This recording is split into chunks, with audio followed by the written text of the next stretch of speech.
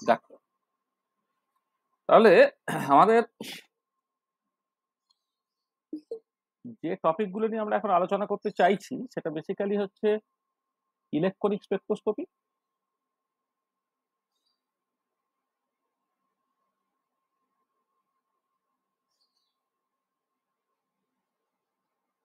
And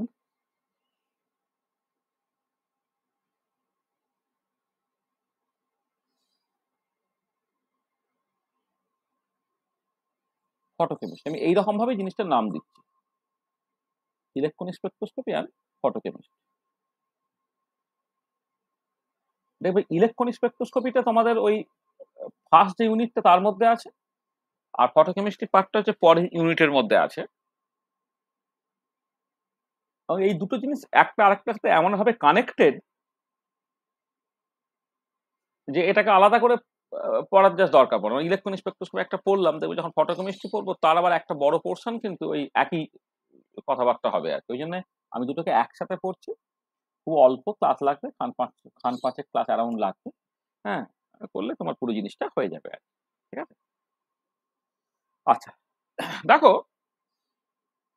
তুমি যখন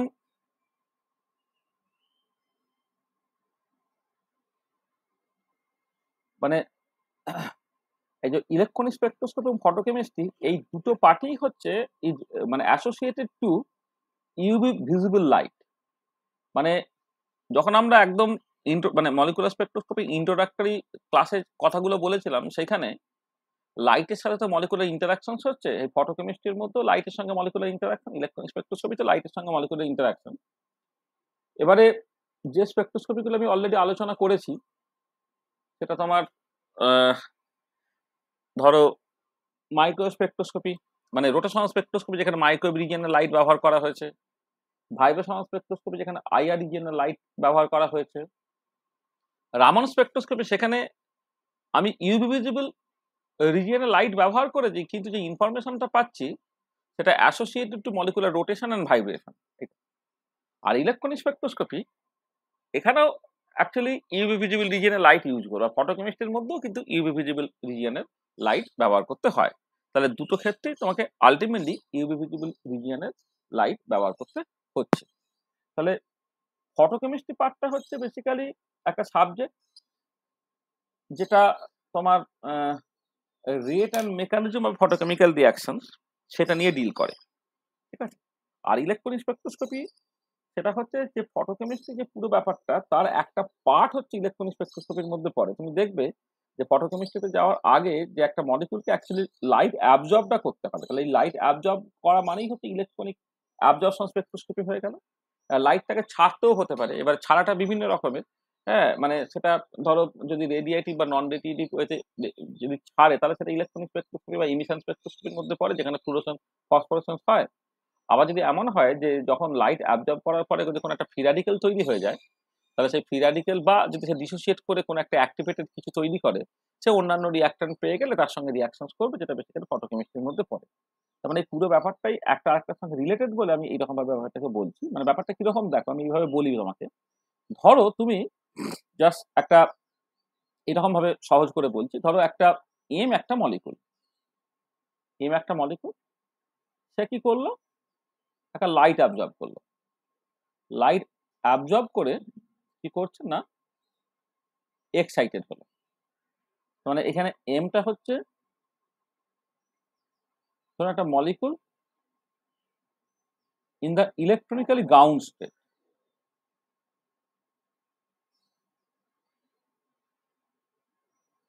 electronically ground state একটা মলিকুল আছে, আর সে এবার লাইট অ্যাবজর্ব করছে।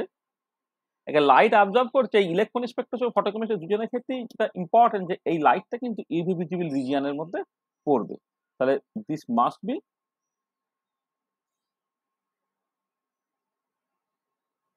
In the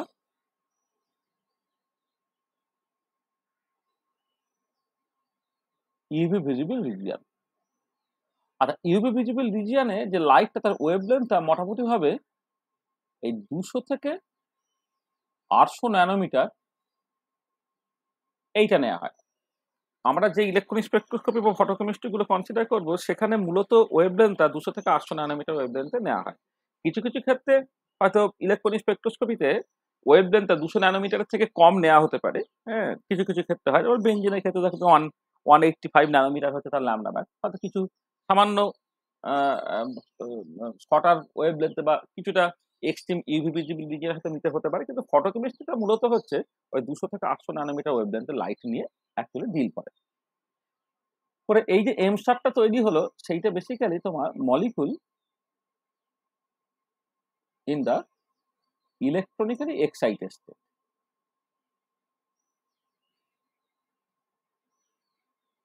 molecule in the electronically excited এটা তৈরি হলো। তাহলে এই যে প্রসেসটা হলো এইটা হচ্ছে লাইট অ্যাবজর্বিং প্রসেস। এই লাইট অ্যাবজর্বিং প্রসেস যেটা ইলেকট্রনিক স্পেকট্রোস্কোপি যখন অ্যাবজর্পশন স্পেকট্রোস্কোপি দেখি সেখানে বেসিক্যালি এই প্রসেসটা ঘটছে, বা পুরো একটা ফটোকেমিক্যাল রিয়াকশনের ক্ষেত্রে তার যে প্রাইমারি প্রসেস বা স্টার্টিং যেটা হচ্ছে সেটা হচ্ছে এই প্রসেস থ্রু দিয়ে হচ্ছে। তার মানে ইলেকট্রনিক অ্যাবজর্পশন স্পেকট্রোস্কোপি আর ফটোকেমিস্ট্রি যে প্রাইমারি প্রসেসটা সেটা হচ্ছে একটা আরেকটার সাথে দারুণভাবে রিলেটেড এটা।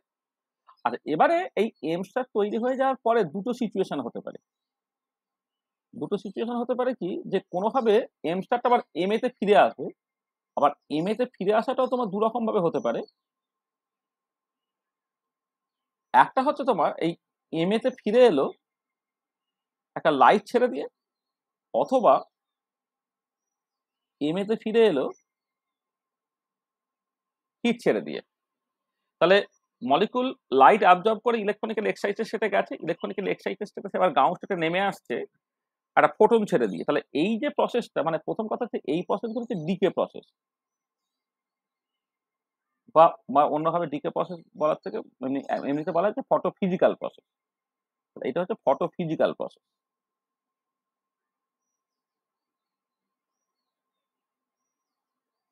ফটোফিজিক্যাল প্রসেস যে অ্যাকচুয়ালি কোনো রিয়াকশন টেস্ট না করে এম আবার মানে এম স্টার আবার এম এতে ফিরে আসে, এটা ফটোফিজিক্যাল প্রসেস।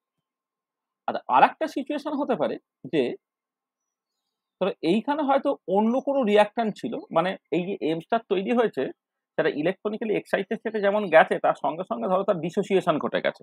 সেটা হোমোলাইটিক ডিসোসিয়েশন হতে পারে বা হেটেরোলাইটিক ডিসোসিয়েশন হতে পারে।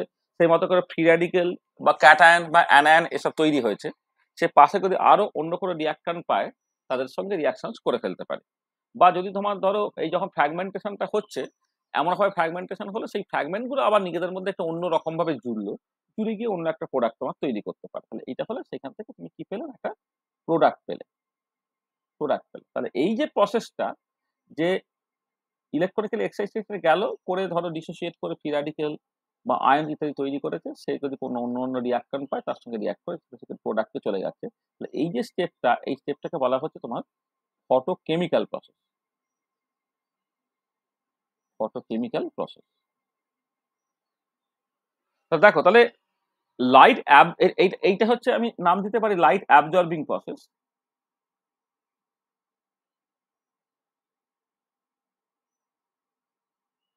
Light absorbing process, light absorbing প্রসেসটা কমন। তারপরে সে যেমন কোন একটা রিয়াকশন করতে পারে, সে আবার তোমার গাউসেটে নেমে আসতে পারে। তা দেখো জাস্ট এই এম থেকে এম স্টার হওয়াটা সেটা ইলেকট্রনিক অ্যাবজর্পশন স্পেকট্রোস্কোপি, আর এম স্টার থেকে এম হওয়াটা সেটা হচ্ছে ইলেকট্রন এমিশন স্পেকট্রোস্কোপি। তাহলে এই অ্যাবজর্পশন স্পেকট্রোস্কোপি এমিশন স্পেকট্রোস্কোপি দেখতে গেলে তোমার এই যে প্রাইমারি প্রসেস মানে লাইট অ্যাবজর্বিং প্রসেস আর লাইট এমিশন প্রসেস, যেটা ফটোফিজিক্যাল প্রসেস বলা হচ্ছে আর কি, সেটা মানে ফটোফিজিক্যাল প্রসেস বা এটাকে তুমি বলতে পারো লাইট এমিশন প্রসেস।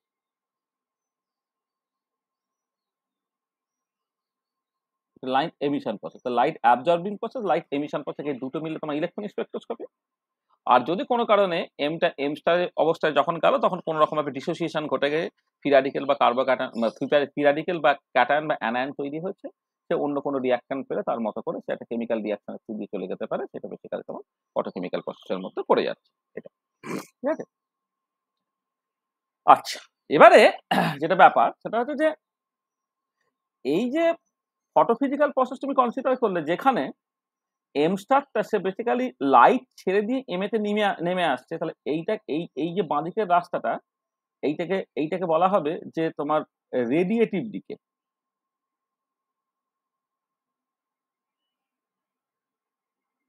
রেডিয়েটিভ দিকে। আর এই যে ডান দিকের রাস্তাটা হিট ছেড়ে দিয়ে এম স্টারটা এম এ চলে এলে একে বলা হবে নন রেডিয়েটিভ দিকে। নন রেডিয়েটিভ দিকে। আচ্ছা, রেডিয়েটিভ দিকের মধ্যে যেগুলো কমন সেটা হচ্ছে ফ্লুরোসেন্স,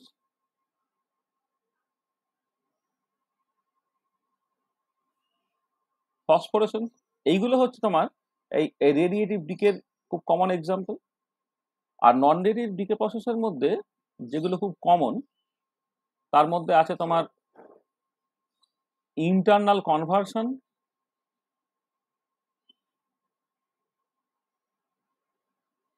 এটা করার সময় আইসি এইরকম ভাবে লেখা হয়, ইন্টার সিস্টেম ক্রসিং,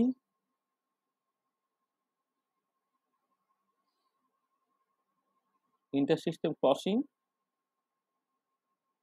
যেটাকে আইএসসি বলা হচ্ছে, এইগুলো। তাহলে এইগুলো হচ্ছে নন রেডিয়েটিভ ফটো ফিজিক্যাল প্রসেস, এগুলো হচ্ছে রেডিয়েটিভ ফটো ফিজিক্যাল প্রসেস। তাহলে এই যে পুরো জিনিসগুলো আমাদের অ্যাকচুয়ালি পড়তে হবে। তাহলে ইলেকট্রনিক অ্যাবজর্পশন, ইলেকট্রনিক এমিশন এবং ফটোকেমিক্যাল রিঅ্যাকশন, এই পুরো এই যে এই মানে এটার মধ্যে স্লাইডটার মধ্যে যে জিনিসগুলো এখানে আলোচনা করা হয়েছে এই প্রত্যেকটা জিনিস আমাকে ডিটেলে পড়লেই এই পুরো জিনিসটা আমাদের শেষ হয়ে যাবে। ঠিক আছে? তাহলে একদম প্রথমেই যে জায়গাটা নিয়ে কথাবার্তা বলা, যে এম এই যে লাইট অ্যাবজর্ব করছে সেই লাইট অ্যাবজর্বিং প্রসেসটা বা ইলেকট্রনিক অ্যাবজর্পশন স্পেকট্রোস্কোপি, এই জায়গাটা আমরা প্রথমে একটু এমফ্যাসিস দিই। ঠিক আছে? তাহলে প্রথমে যেটা হচ্ছে যে তোমার লাইট অ্যাবজর্বিং প্রসেস।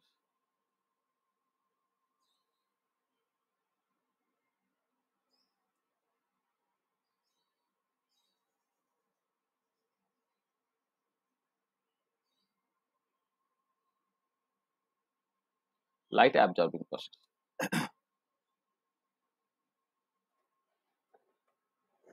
আচ্ছা, এই লাইট অ্যাবজর্বিং প্রসেসটাকে না আমরা মানে আস্তে আস্তে আস্তে আস্তে মানে কি বলবো, প্রথমে এম্পেরিক্যালি, তারপরে সেমি এম্পেরিক্যালি, তারপরে কোয়ান্টাম মেকানিক্যালি, এই রকম ভাবে পরপর পরপর করে আমি ঢুকবো।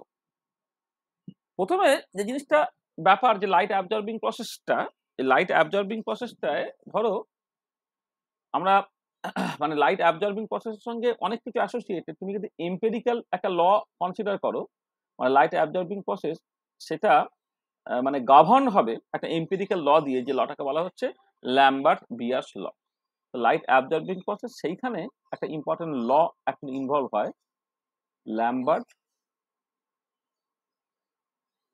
বিয়ার্স ল।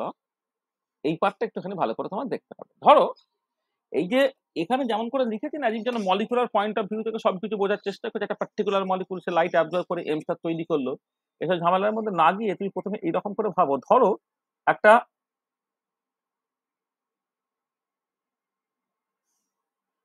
ধরো একটা স্যাম্পেল তুমি নিয়েছো,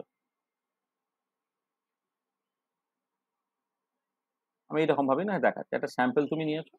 হুম? আচ্ছা, স্যাম্পেলটাকে তুমি পিওর অবস্থায় নিতে পারো, অথবা কোনো একটা কালার অ্যাবজর্বিং প্রসেসে একটা হোমোজিনিয়াস সলিউশন হিসেবে নিতে পারো। এটা একটা পিওর কোনো একটা কালার অ্যাবজর্বিং স্পিসিস হতে পারে, অথবা একটা মানে solution of A light absorbing বা কালার অ্যাবজর্বিং স্পিসিস তুমি নিচ্ছ। আচ্ছা, যেক্ষেত্রে এই টোটাল লেন্থটা হচ্ছে এল ধরে না, আর এক্ষেত্রে সিটা হচ্ছে কনসেন্ট্রেশন, তার মানে এখানে যে solution content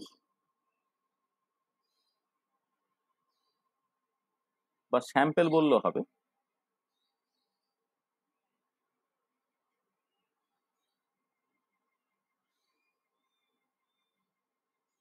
content A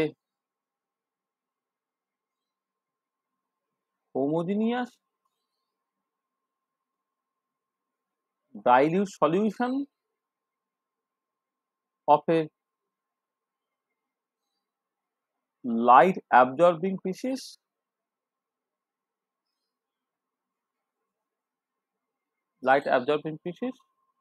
with concentration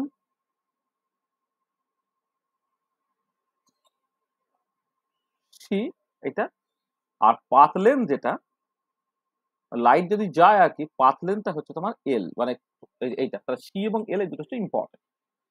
আর এবারে ধরো তুমি জাস্ট এরকম করলে যে একটা ছোট্ট উইথ তুমি কনসিডার করলে, ধরে নাও এটা হচ্ছে তোমার ডিএল, ঠিক আছে? আচ্ছা, এবারে এখানে একটা লাইট ঢুকছে, এখান থেকে লাইটটা বেরোচ্ছে, এভাবে যেতে যেতে যেতে যেতে, মানে এই পুরোটাকে তুমি কতগুলো এরকম ছোট ছোট ছোট ছোট স্লাইস হিসেবে তুমি ভেবে নিতে পারো। এটা একটা স্লাইস, এটা একটা স্লাইস, এটা একটা স্লাইস, তাহলে ছোট ছোট স্লাইস হিসেবে তুমি ভেবে না, এক একটা স্লাইসের উইথ হচ্ছে ডিএল করে, এই লাইট তোমার ঢুকছে ঢুকছে ঢুকছে করে ফাইনালি একটা লাইট ধরো তোমার বেরিয়ে যাচ্ছে। এটা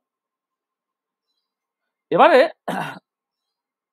তুমি ধরো এরকম একটা করলে যে যে এইখানে যে লাইটটা ঢুকলো, বা কোন একটা পার্টিকুলার জায়গায় ধরো এইখানে যে লাইটটা ঢুকলো, আর এইখানে কিছুটা লাইট অ্যাবজর্ব হয়ে গিয়ে কিছুটা লাইট তোমার বেরোলো। যতখানি ইন্টেন্সিটি লাইট অ্যাকচুয়ালি তোমার মানে মানে আমি অন্যভাবে যদি বলি যে ঢুকছে যেটা এখানে ধর কোনো একটা পার্টিকুলার জায়গা, এখানেও ধরতে পারে, ঢুকছে যদি আই হয়, আর এখানে বেরোচ্ছে যেটা সেটা যদি ধরো আই প্লাস ডিআই হয়, সাডেনলি এই ডিআইটা হচ্ছে নেগেটিভ, মানে যতখানি ঢুকবে তার থেকে কম বেরোবে, তো তাহলে অ্যাকচুয়ালি তোমার এই ডিআইটা হচ্ছে নেগেটিভ, সরি, মানে কিছুটা অ্যাবজর্ব যদি হয়ে যায় তাহলে যেটা বেরোবে তার ইন্টেন্সিটিটা সাডেনলি কমে যাবে, ধরো ডিআই।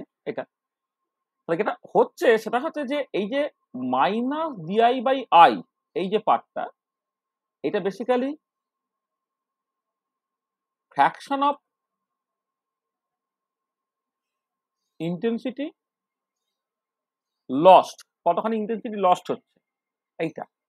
এইটা দেখা যায় দিস ইজ প্রপোর্শনাল টু, এক নম্বর হচ্ছে এল, এইটা, এইটাই হচ্ছে সকল ল্যাম্বার্টস ল, এটা। আর তার মানে পরিষ্কার এখানে বুঝতে পারছো ল্যাম্বার্টস লটা যদি তোমার, সরি,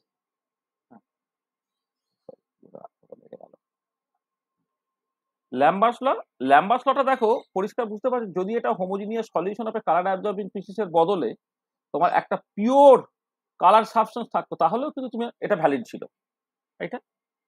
আর কি, আর একটা হচ্ছে যে মাইনাস ডিআই বাই আই, যেটা আবার ওই একই রকম ভাবে ফ্র্যাকশন অফ ইন্টেন্সিটি লস, সেটা প্রপোর্শনাল টু সি, এইটা হচ্ছে তোমার বিয়াস ল। তাহলে এই যে ল্যাম্বার্টস লটা valid for pure light absorbing species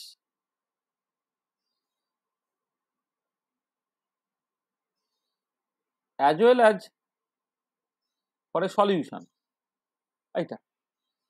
আর বিয়াস ল হচ্ছে অ্যাপ্লিকেবল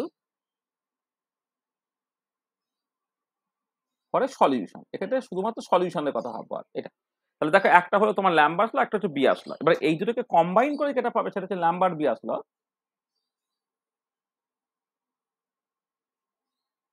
ল্যাম্বার্ট বিয়াস ল কি বলবে না, একসাথে minus DI by I, this is proportional to C into L, এটা হলো এটা, সি ইন্টু এল, এটা, বা অর মাইনাস ডিআই বাই আইটা, এটাকে একটা কে সি ইন্টু এল এইরকম ভাবে লিখলে, যেখানে কেটা হচ্ছে একটা প্রপোর্শনালিটি কনস্ট্যান্ট, এটা হচ্ছে একটা প্রপোর্শনালিটি কনস্ট্যান্ট, এই পর্যন্ত দাঁড়াচ্ছে।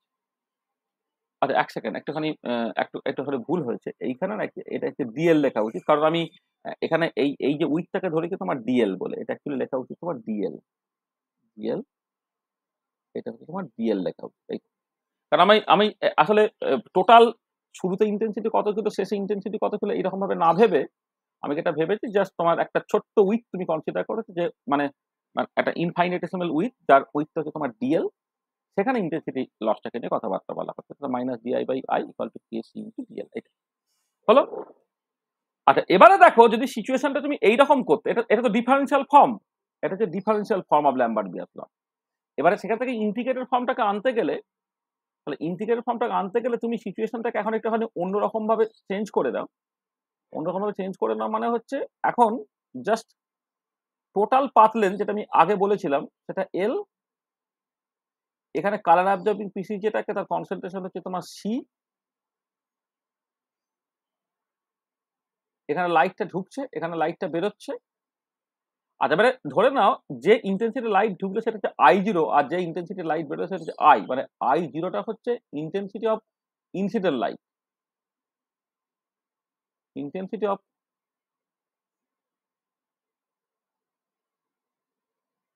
ইনসিডেন্ট লাইট, আর আইটা হচ্ছে ইন্টেন্সিটি অফ ট্রান্সমিটেড লাইট।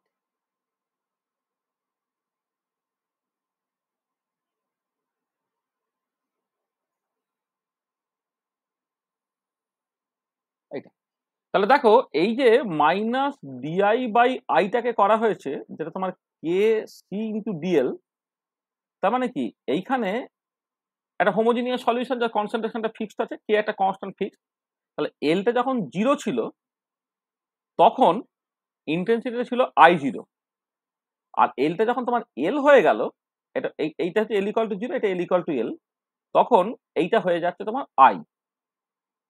তাহলে এখান থেকে দেখো মাইনাস ডিআই বাই আই মানে হচ্ছে তোমার L N I, minus L N লিমিটটা আসলে আই বাই I0 হয়ে গেছে, তার মানে এটাকে তুমি জাস্ট মাইনাসটাকে সরিয়ে দিলে L N I0 by I এটা হয়ে যাবে, এটা তখন আর মাইনাসটাকে রাখতে হবে না, মানে মানে মাইনাসটাকে বাদ দিয়ে ডিআই বাই আই করলে কত হয়, এটা এল এন আই হয়। তুমি এবার লিমিটটা বসাচ্ছো, এবার মাইনাসটাকে ঢুকিয়ে দাও, তার মানে L N I by I0 by I, এটা হয় যে কে সি ইন্টু ডিএল হয়ে যাচ্ছে। তুমি এটাকে log 10 base I0 by I বলো, সেটা কত হবে K by 2.303, oh sorry sorry integration করে একটা এল হয়ে গেছে, হ্যাঁ এল হয়ে গেছে, তাহলে কে বাই 2.303 সি ইন্টু এল হয়ে গেল। আর এই যে log 10 base I0 by I সেটাকে বলে অ্যাবজর্বেন্স অর অপটিক্যাল ডেনসিটি, এইটাকে বলা হচ্ছে এপসাইলন, এটা হচ্ছে সি, এটা হচ্ছে এল। তাহলে এই যেটা পেলে তুমি,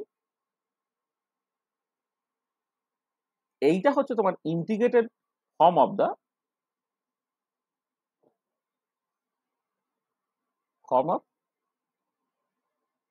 ল্যাম্বার্ট-বিয়াস ল। তাহলে absorbance equal to epsilon C L, এইটা হচ্ছে তোমার integrated form of the Lambert Beer's law, equal to epsilon C L. ঠিক আছে, আচ্ছা এখানে এ এপসাইলন এইগুলোকে নিয়ে আমি ডিটেল কথাবার্তা বলবো, মানে অ্যাবজর্বেন্স অ্যাকচুয়ালি কি, এপসাইলন কি, এইগুলোকে নিয়ে আমি জাস্ট আসছি, মানে আমি জাস্ট এখানে শুধু বলে দিচ্ছি নামটা এ ইকুয়াল টু যেটা log 10 base I0 by I, এটাকে বলা হয় তোমার অ্যাবজর্বেন্স,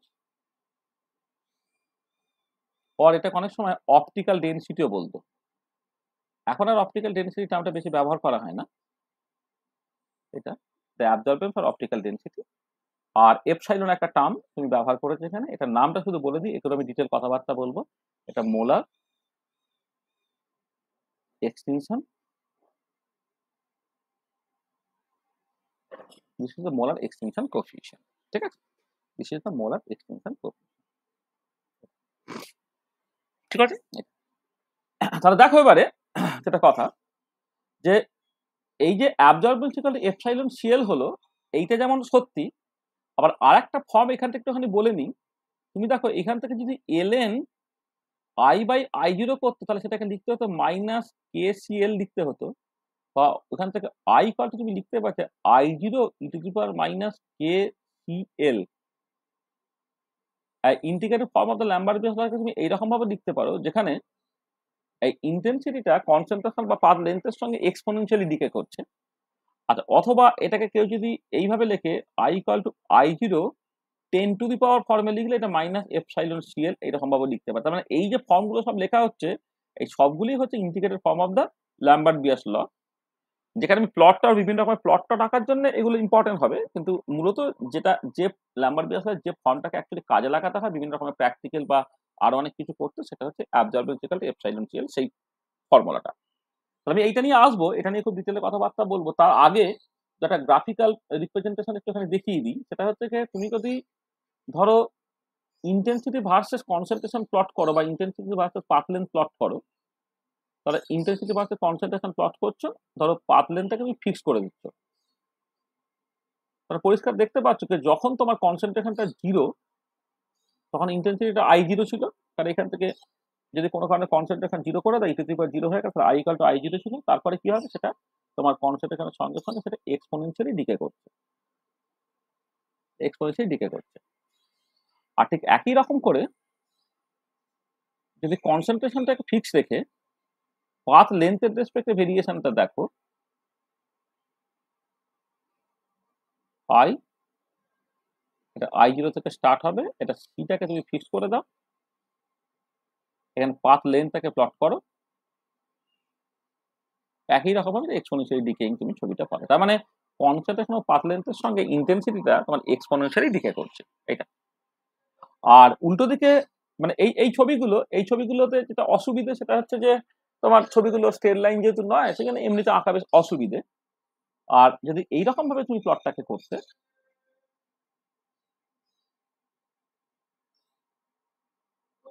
এদিকে অ্যাবজর্বেন্স প্লট করা হচ্ছে, ধরো এদিকে কনসেন্ট্রেশনটা প্লট করা হচ্ছে, এলটা ধরো তুমি ফিক্স করে দিয়েছো,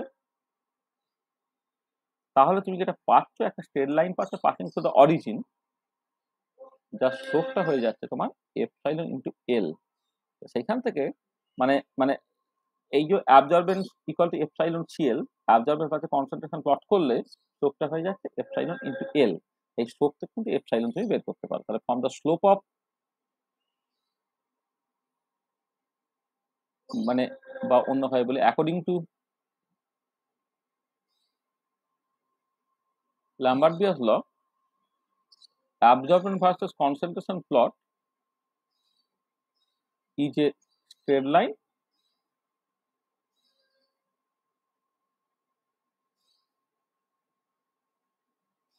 passing through the origin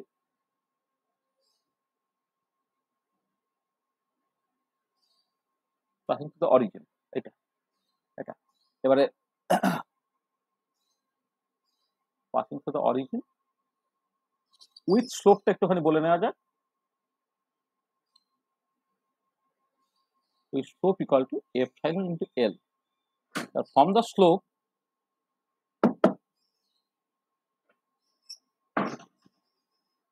we can determine the molar extinction coefficient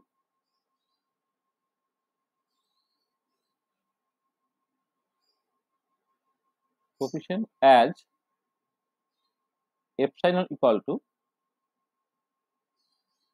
slope divided by L. এখান থেকে তুমি দেখো মোলার এক্সটেনশন কোএফিশিয়েন্টটাকে বের করে ফেলতে পারো। এবারে আমি প্রত্যেকটা টার্ম সম্বন্ধে ডিটেলে কথাবার্তা বলতে চাইছি। অ্যাবজর্বেন্স নিয়ে কথাবার্তা বলবো, মোলার এক্সটেনশন নিয়ে কথাবার্তা বলবো, ট্রান্সমিটেন্স বলে একটা জিনিস আছে সেটাকে নিয়ে কথাবার্তা বলবো, সেগুলো আস্তে আস্তে আস্তে আমি আসি। আচ্ছা দেখো, আমি কতগুলো টার্ম ডিফাইন করি। প্রথমে যে টার্মটা ডিফাইন করি সেটা হচ্ছে অ্যাবজর্বেন্স। আর অ্যাবজর্বেন্সের আগে যে টার্মটা ডিফাইন করা উচিত সেটা হচ্ছে ট্রান্সমিটেন্স।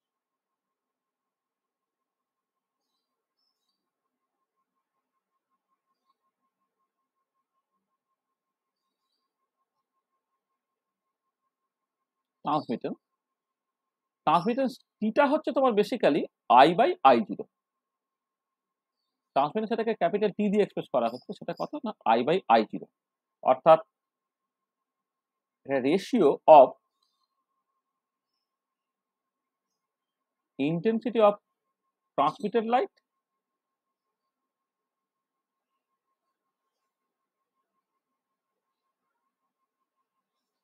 by হচ্ছে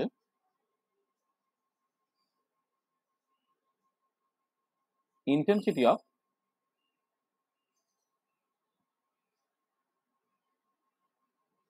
incident light। হ্যাঁ, intensity of transmitted light by intensity of incident light, এই যে রেশিওটা সেটা হচ্ছে তোমার ট্রান্সমিটার।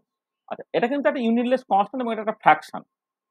আচ্ছা, এবারে এইটাকে ফ্র্যাকশন থেকে তোমার নাম্বারে কনভার্ট করার জন্য যেটা করতে হয় যে পার্সেন্ট ট্রান্সমিটেন্স বলে একটা টার্ম ডিফাইন করতে হয়। অ্যাকচুয়ালি ট্রান্সমিটেন্সটা সবসময় পার্সেন্টেজই এক্সপ্রেস করতে হয়, পার্সেন্ট ট্রান্সমিটেন্স। আর তোমার যে কলোরিমিটার বা স্পেকট্রোফটোমিটার আছে সেখানে ট্রান্সমিটেন্সটা কিন্তু পার্সেন্ট ট্রান্সমিটার ফর্মেই অ্যাকচুয়ালি লেখা থাকে। পার্সেন্ট ট্রান্সমিটেন্স হচ্ছে কিছুই না, এইটা সেটা হচ্ছে এই I/I0 কে তুমি জাস্ট 100 দিয়ে গুণ করে দিলে, এইটা সেটা হচ্ছে তোমার পার্সেন্ট ট্রান্সমিটেন্স, আর কিছু।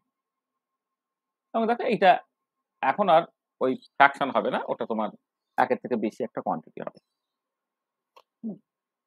মানে পার্সেন্ট ট্রান্সমিটেন্সটা তোমার বেসিক্যালি 0 থেকে 100 এর মধ্যে থাকবে। মানে যখন ধরো মানে কোনো লাইটই বেরোচ্ছে না তখন ট্রান্সমিটেন্সটা 0 হবে, আর ম্যাক্সিমাম যখন তখন 100 হবে। তার মানে মানে এই যে পার্সেন্ট ট্রান্সমিটেন্সটা এইটা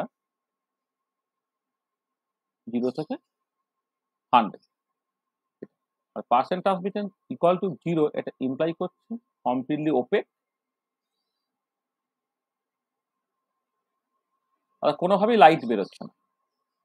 আর পার্সেন্ট ট্রান্সমিটেন্স 100 মানে হচ্ছে তোমার কমপ্লিটলি ট্রান্সপারেন্ট।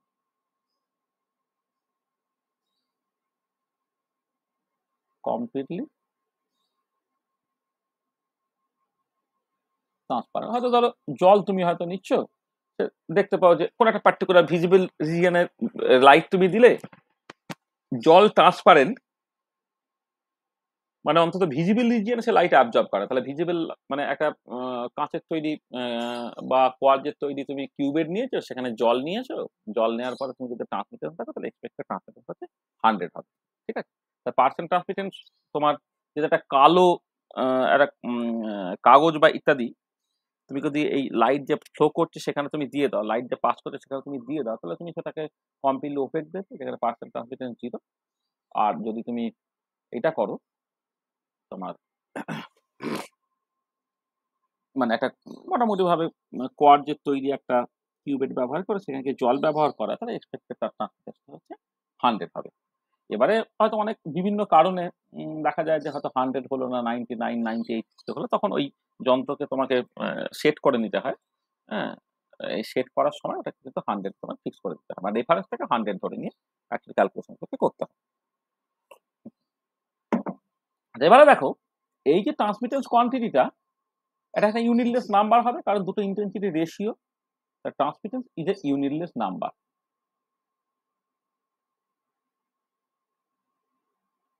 Is a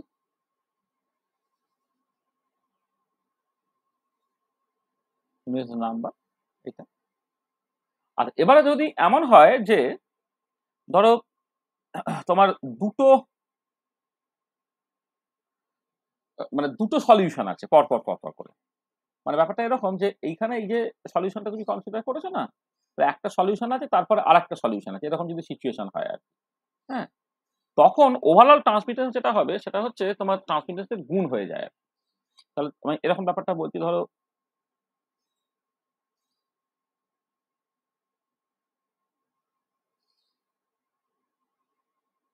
এই ধরো আমি দুটো আলাদা করে দিলাম। ধরো এই এই যে সলিউশনটা আছে, এই সলিউশনের ট্রান্সমিটেন্স ধরে নাও তোমার Q1, এই যে সলিউশনটা আছে তার ধরে নাও ট্রান্সমিটেন্স T2, তাহলে ওভারঅল ট্রান্সমিটেন্সটা কি হবে?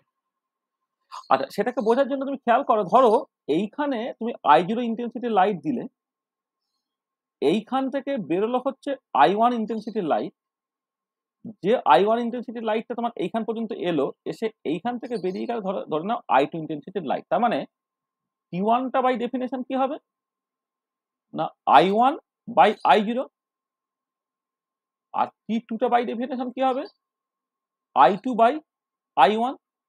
তার মানে তাহলে ওভারঅল ট্রান্সমিটেন্স যেটা দেখো, একটা ওভারঅল ট্রান্সমিটেন্স যেটা, সেটা তো অ্যাকচুয়ালি ফাইনালি বেরোচ্ছে I2, ঢুকেছিল তো I0, এইটা I2 by I0, this is nothing but, খেয়াল করে দেখো,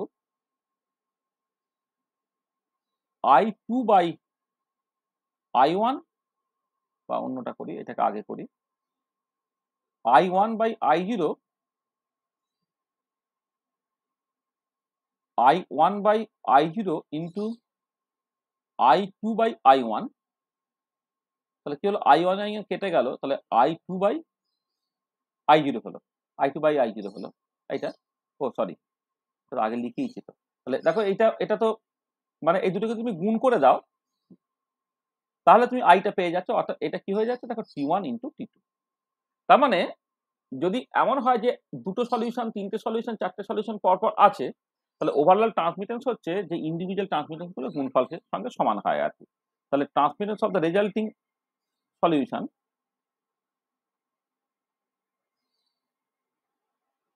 of the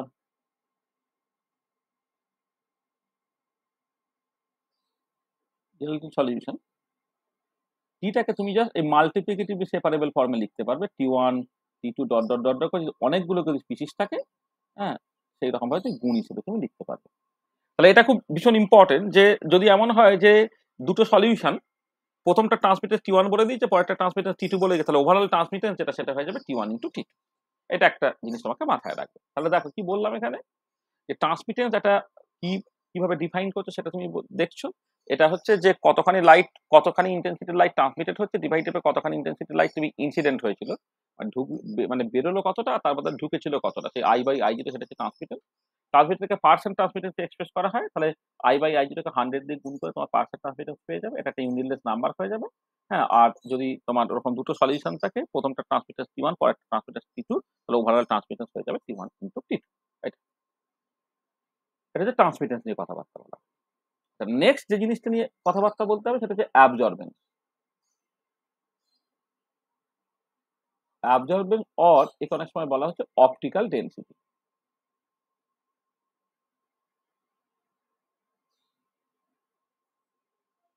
absorbance or optical density, দেখো এই যে অ্যাবজর্বেন্স অর অপটিক্যাল ডেনসিটি, এটা বাই ডেফিনেশন কি, ওডি অর অ্যাবজর্বেন্স, সেটা বাই ডেফিনেশন হচ্ছে log 10 base I0 by I. এইটা তার মানে এটা হচ্ছে লগ 10 বেস, উপরে থাকছে ইন্টেন্সিটি অফ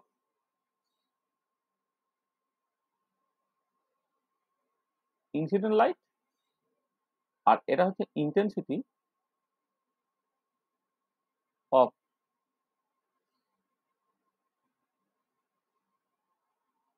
ট্রান্সমিটেড লাইট। এটা পরিষ্কার দেখো যে যেহেতু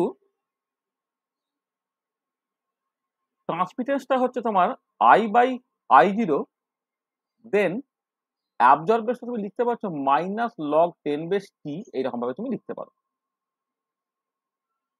ওকে, অ্যাবসলিউট ট্রান্সমিটেন্স তো আই বাই I0, তাহলে এখানে I0 বাই আই আছে, তাহলে সেটা হচ্ছে 1 ওভার ট্রান্সমিটেন্স হয়ে যাবে, তার মানে লগ 1 মাইনাস লগ টি, লগ 1 যেহেতু 1 0 হয়ে যায়, মানে অ্যাবজর্বেশনটা মাইনাস লগ 10 বেস টি। এটা আচ্ছা, ইন টার্মস অফ পার্সেন্ট ট্রান্সমিটেন্স কি হবে, টার্মস অফ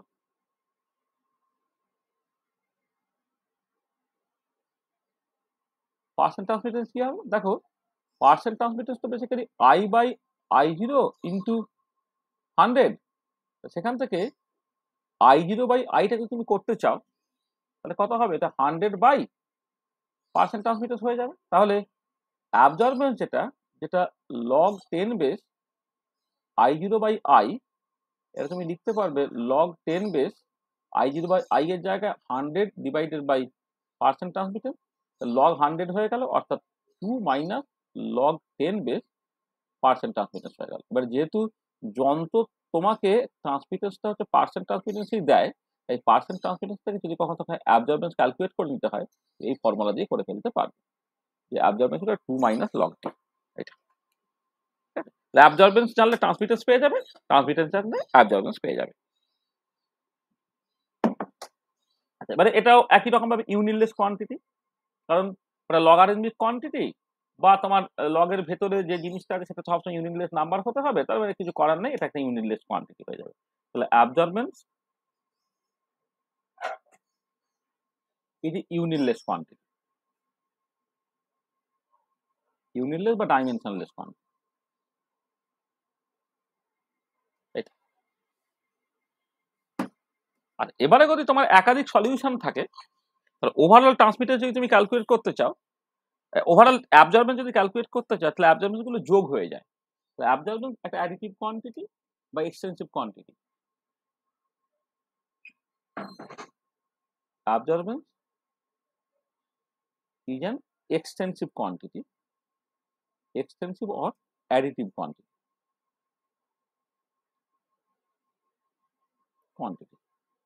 মানে যে তোমার সলিউশনে ধরো ওভারঅল অ্যাবজর্বেন্স যেটা সেটা হচ্ছে তোমার এই A1 plus A2 plus dot dot dot plus AN এরকম আর কি। হ্যাঁ, বা তুমি এমনিতে লিখতে পারো যদি একাধিক সলিউশন থাকে, তাতে অ্যাবজর্বেন্স ইন্ডিভিজুয়াল কম্পাউন্ডের অ্যাবজর্বেন্স গুলো যাতে আমি A1 A2 A3 ইত্যাদি যদি থাকে তাহলে টোটাল অ্যাবজর্বেন্সটা কিন্তু সামেশন ওভার আই আই এরকম ভাবে তোমাকে লিখতে হচ্ছে, তাহলে অ্যাবজর্বেন্স কিন্তু একটা অ্যাডিটিভ কোয়ান্টিটি হয়ে যাবে, right?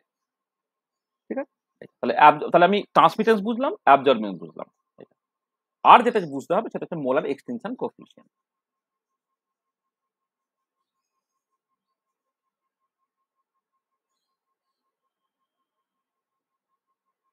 Molar extension coefficient epsilon.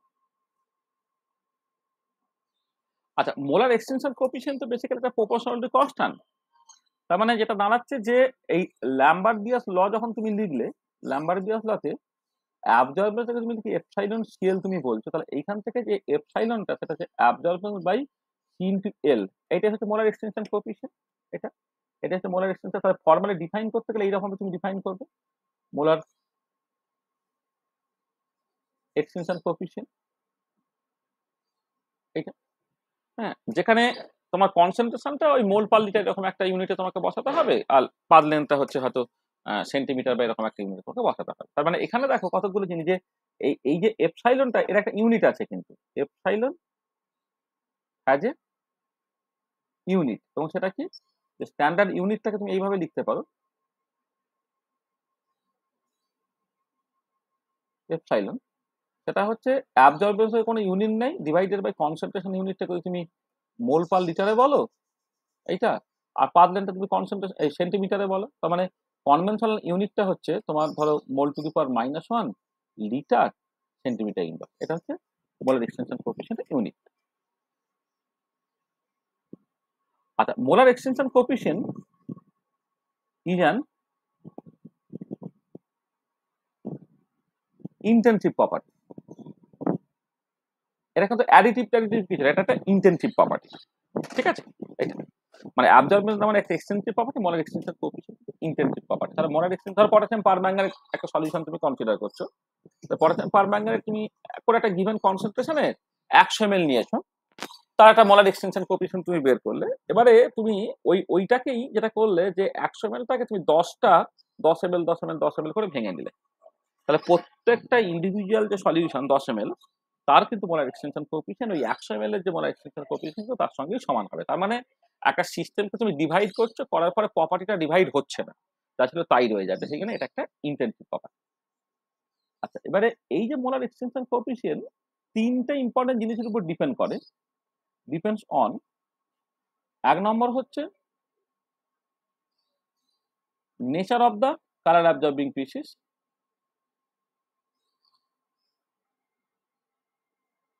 কোন কালার অ্যাবজর্বিং স্পিসিস তুমি ব্যবহার করছো তার নেচারের উপর নির্ভর করে। 2 নম্বর, এটা ডিপেন্ড করে টেম্পারেচারের উপরে, তার উপরে এপসাইলন নির্ভর করে।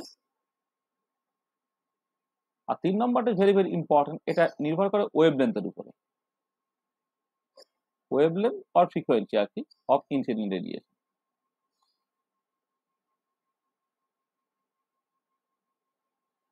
আচ্ছা, ওয়েভলেন্থের উপরে ডিপেন্ড করে কেন? দেখো, তুমি যদি মোটামুটি ভাবে এইরকম করে ভাবো জিনিসটা, যে ধরো একটা পার্টিকুলার ইলেকট্রনিক লেভেল আছে আর এখানে একটা ইলেকট্রনিক লেভেল আছে। এবারে এটা সত্যি যে ইলেকট্রনিক লেভেল সেগুলো একদম প্রিসাইজ হয় না, তার একটা উইথ থাকতে পারে, বা এই গ্রাউন্ড যে ইলেকট্রনিক লেভেল তারও একটা তোমার উইথ থাকতে পারে, ঠিক আছে? এর একটা উইথ আছে, এর একটা উইথ আছে। ধর এর একটা এনার্জি আমি বললাম এপসাইলন এম, এর একটা এনার্জি এপসাইলন এন। এবারে এই ট্রানজিশনটা ঘটতে গেলে এটা অ্যাবজর্পশন হোক বা এমিশন হোক, যে কোনো ফ্রিকোয়েন্সি লাইট পেলে তো চলবে না। যেটা হচ্ছে তোমার এইভাবে লিখি যে এনার্জিটা, এই যে এনার্জি গ্যাপটা, সেটা epsilon N minus epsilon M, এই যে এনার্জি গ্যাপটা সেটা যে এইচ নিউ বা এইচ সি বাই ল্যামডার সঙ্গে সমান হবে। সেইখান থেকে তুমি একটা ল্যামডা পাবে, ল্যামডা হচ্ছে যে delta epsilon divided by H, এই একটা ল্যামডা তুমি পাবে। তার মানে যে কোনো ওয়েভলেন্থে লাইট দিলে তার অ্যাবজর্পশনটা হচ্ছে না।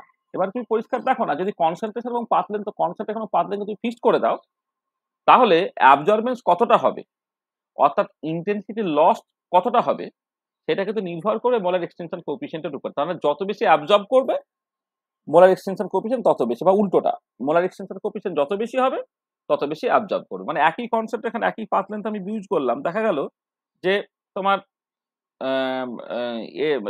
পটাশিয়াম ডাইক্রোমেটের তুলনায় পটাশিয়াম পারম্যাঙ্গানেটের সলিউশনটা অনেক বেশি ডিপ লাগবে। তার কারণটা কিছুই না, কারণ হচ্ছে পটাশিয়াম পারম্যাঙ্গানেটের মোলার এক্সটেনশন কোএফিসিয়েন্ট অনেক বেশি than the পটাশিয়াম ডাইক্রোমেট।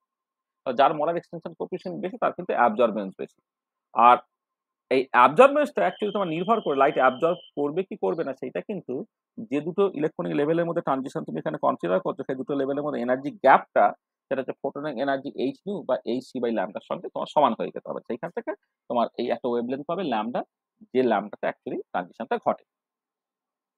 আচ্ছা, এবার একটা উইথ থাকে, যদি এমন হতো যে এপসাইলন এবং এপসাইলন এর একদম প্রিসাইজ এনার্জি লেভেল, তাহলে ডেল্টা ইটাও প্রিসাইজ হতো, সেখান থেকে ওয়েভলেন্থটাও প্রিসাইজ হতো, কিন্তু বাস্তবে তা হয় না। বাস্তবে যেটা হয় সেটা হচ্ছে এই যে যদি তুমি ধরো মোলার এক্সটেনশন কোএফিসিয়েন্টটাকে ওয়েভলেন্থের রেসপেক্টে প্লট করো, ওয়েভলেন্থ আর এদিকে হয়তো মোলার এক্সটেনশন কোএফিসিয়েন্টটাকে তুমি জাস্ট প্লট করছো, এইটা দেখা যায় এরকম একটা ছবি ধরো তুমি দেখতে পেলে। মানে বেসিক্যালি হচ্ছে একটা পার্টিকুলার ওয়েভলেন্থ আছে, মানে ইলেকট্রন স্পেক্ট্রাম ব্রড স্পেক্ট্রা হয়, হ্যাঁ, তাহলে একটা পার্টিকুলার ওয়েভলেন্থ আছে, যে ওয়েভলেন্থে মোলার এক্সটেনশন কোএফিসিয়েন্টটা ম্যাক্সিমাম, ঠিক আছে, এইটা, তাহলে এই করসপন্ডিং ল্যামডাটা হচ্ছে তোমার ল্যামডা ম্যাক্স। আর এইটাকে তুমি জাস্ট অর অ্যাবজর্বেন্স প্লট করলেও কিন্তু একই রকমের দেখতে ছবি হয়ে যাবে, ঠিক আছে, সেখানে শুধু কনসেন্ট্রেশন এবং পাথ লেন্থটাকে তুমি ফিক্স করে দেবে, তাহলে তোমার একই রকমের দেখতে ছবি হয়ে যাবে। তার মানে এই যে ল্যামডা ম্যাক্সটা, তার মানে এই particular lambda at which absorbance or molar extension coefficient is maximum, absorbance or molar extension coefficient maximum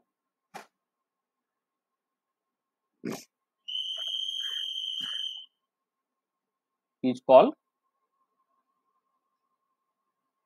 lambda max। এই ল্যামডা ম্যাক্সটা খুব ইম্পর্টেন্ট কিন্তু, যে যদি তুমি ওয়েভলেন্থ থেকে ল্যামডা ম্যাক্সে সেট করো, তাহলে মোলার এক্সটেনশন কোএফিসিয়েন্ট বেশি হবে, মানে ম্যাক্সিমাম হবে, এবং তারপর মতো করে অ্যাবজর্বেন্সটা হচ্ছে বেশি হবে।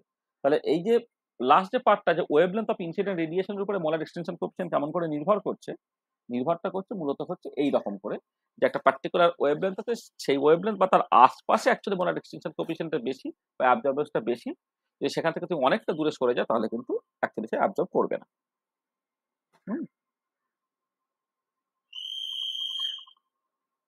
ঠিক আছে, মোলার এক্সটেনশন কোএফিসিয়েন্টটা বুঝতে পারলে কি জিনিস, ঠিক আছে তো নাকি? আচ্ছা আচ্ছা, এবারে আসলে যেটা করতে হয়, মানে এই ল্যাম্বার্ট-বিয়াস লটাকে কাজে লাগিয়ে তোমার এরকম কিছু এক্সপেরিমেন্ট আছে, সেটা তোমাকে করতে হবে। The verification of Lambert Beer's law, এটাকে বলা ভালো, অর শুধু বিয়াস ল বলা ভালো, verification of Beer's law. Verification of Beer's law সেইটা, এবং সেখান থেকে পরে আরো কিছু করতে হতে পারে, সেটা আমি কেমন করে করতে হয় দেখছি। ভেরিফিকেশন অফ বিয়াস ল মানে তুমি ধরো কোন একটা পার্টিকুলার স্যাম্পল কনসিডার করছো, ধরো সেটা ইউজুয়ালি KMnO4 ব্যবহার করা যেতে পারে তার অ্যাকোয়াস সলিউশন, অথবা K2Cr2O7 তার অ্যাকোয়াস সলিউশন বা অ্যাসিড সলিউশন তুমি ব্যবহার করতে পারো। এই টাইপের কিছু একটা সলিউশন তুমি নিলে, নেওয়ার পরে তুমি যেটা করবে, যে পটাশিয়াম পারম্যাঙ্গানেট বা পটাশিয়াম ডাইক্রোমেট যে কোনো একটা নাও, যে কোনো একটা নেবে, নিয়ে হচ্ছে তুমি প্রথমেই যেটা করবে, যে কতগুলো ডিফারেন্ট কনসেন্ট্রেশনের সলিউশন তুমি বানিয়ে নাও। ধরো কনসেন্ট্রেশনটা কত, আমি C1 C2 এটা কি করে বানাবো সেটা সব বলে দেওয়া হবে। কত করে ডিফারেন্ট কনসেন্ট্রেশনের পটাশিয়াম পারম্যাঙ্গানেট সলিউশন তুমি বানালে, আর এবারে প্রত্যেকটার অ্যাবজর্বেন্স তুমি মেপে নাও অ্যাট ইচ ল্যামডা ম্যাক্স। তোমার পটাশিয়াম পারম্যাঙ্গানেটের ক্ষেত্রে ল্যামডা ম্যাক্স সম্ভবত 530 ন্যানোমিটার, 530 ন্যানোমিটারে, বা পটাশিয়াম ডাইক্রোমেটে 475 ন্যানোমিটার, সেখানে অ্যাবজর্বেন্স গুলোকে মেপে নিলে, ধরো A1 A2 A3 এরকম তোমার হলো। আর এবারে তুমি যেটা করো, প্লট অ্যাবজর্বেন্স ভার্সেস কনসেন্ট্রেশন করলে কি হবে, এর একটা স্ট্রেট লাইন দেবে পাসিং থ্রু দ্য অরিজিন, এর আমি কনসেন্ট্রেশন প্লট করি, এদিকে যদি তোমার অ্যাবজর্বেন্স প্লট করি,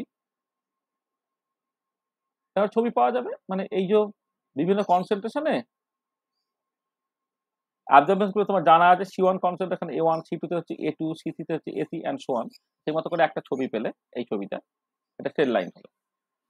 তার মানে যদি এমন হয় যে if absorbance versus C plot is a straight line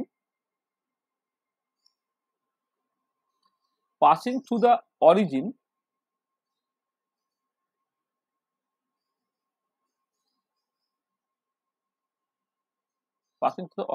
then we say that Lambert-Beer's law is valid। তখন আমি বলবো যে Lambert-Beer's lawটা তোমার ভ্যালিড হচ্ছে। এইটা এই যে কার্ভটা, এই কার্ভটাকে বলা হয় calibration curve.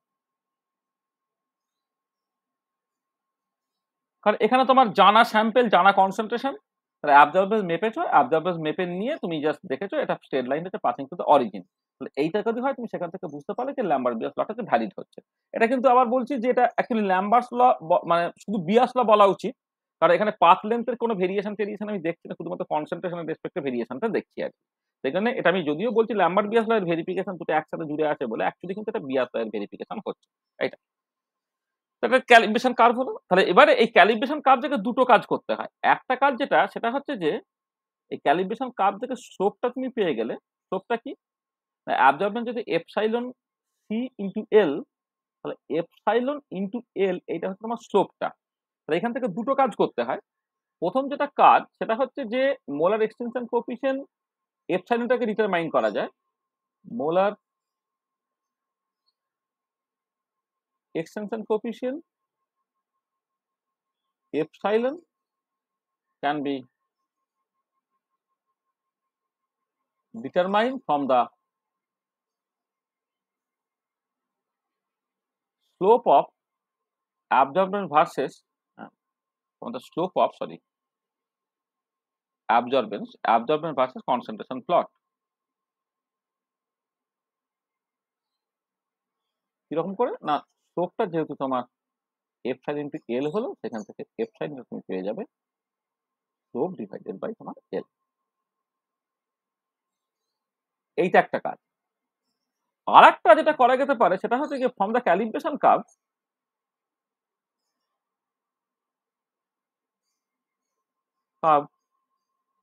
we can determine the concentration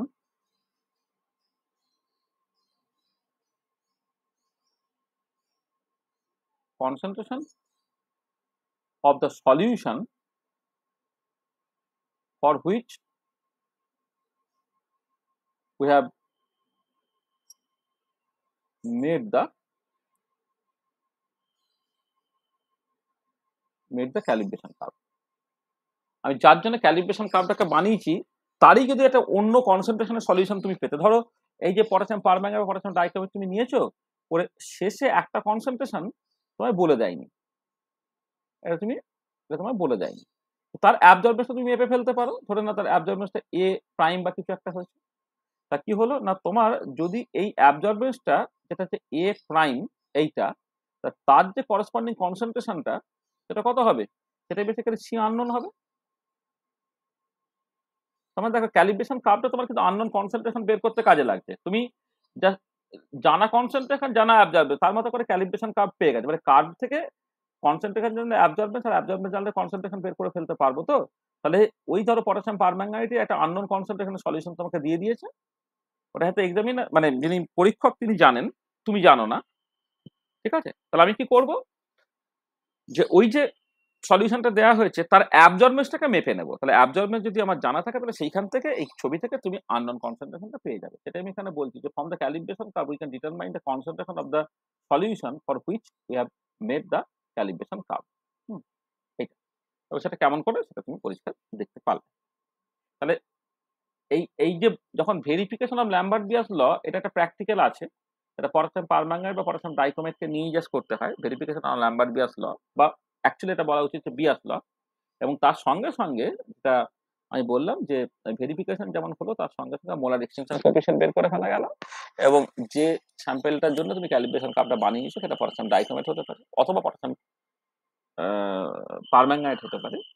তার জন্য তুমি ওই আননোন কনসেন্ট্রেশনে যদি কোনো একটা সলিউশন তোমার সাপ্লাই করে দেওয়া থাকে তাহলে সেখান থেকে তুমি আননোন কনসেন্ট্রেশনটা কত সেটা বের করে ফেলতে পারছো। তাহলে ল্যাম্বার্ট গ্যাস ল এবং তার যে ইউজফুলনেস সেটা আমি দেখলাম। আর এটা কিন্তু ভ্যালিডিটি এবারে দেখো, ভ্যালিডিটি অফ ল্যাম্বার্ট বিয়াস ল। আচ্ছা, ল্যাম্বার্ট বিয়াস লটা দেখা যায় যে ল্যাম্বার্ট লটা সবসময় ভ্যালিড, তার কোনো ভায়োলেশন হয় না, কিন্তু বিয়াস ল তার কিন্তু ভায়োলেশন আছে। Lambert law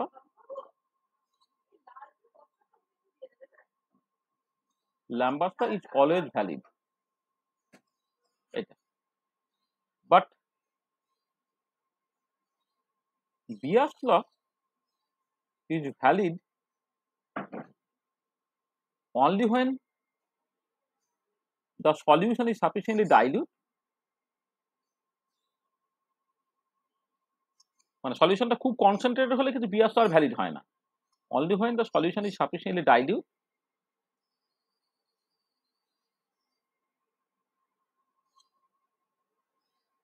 only when the solution is sufficiently dilute and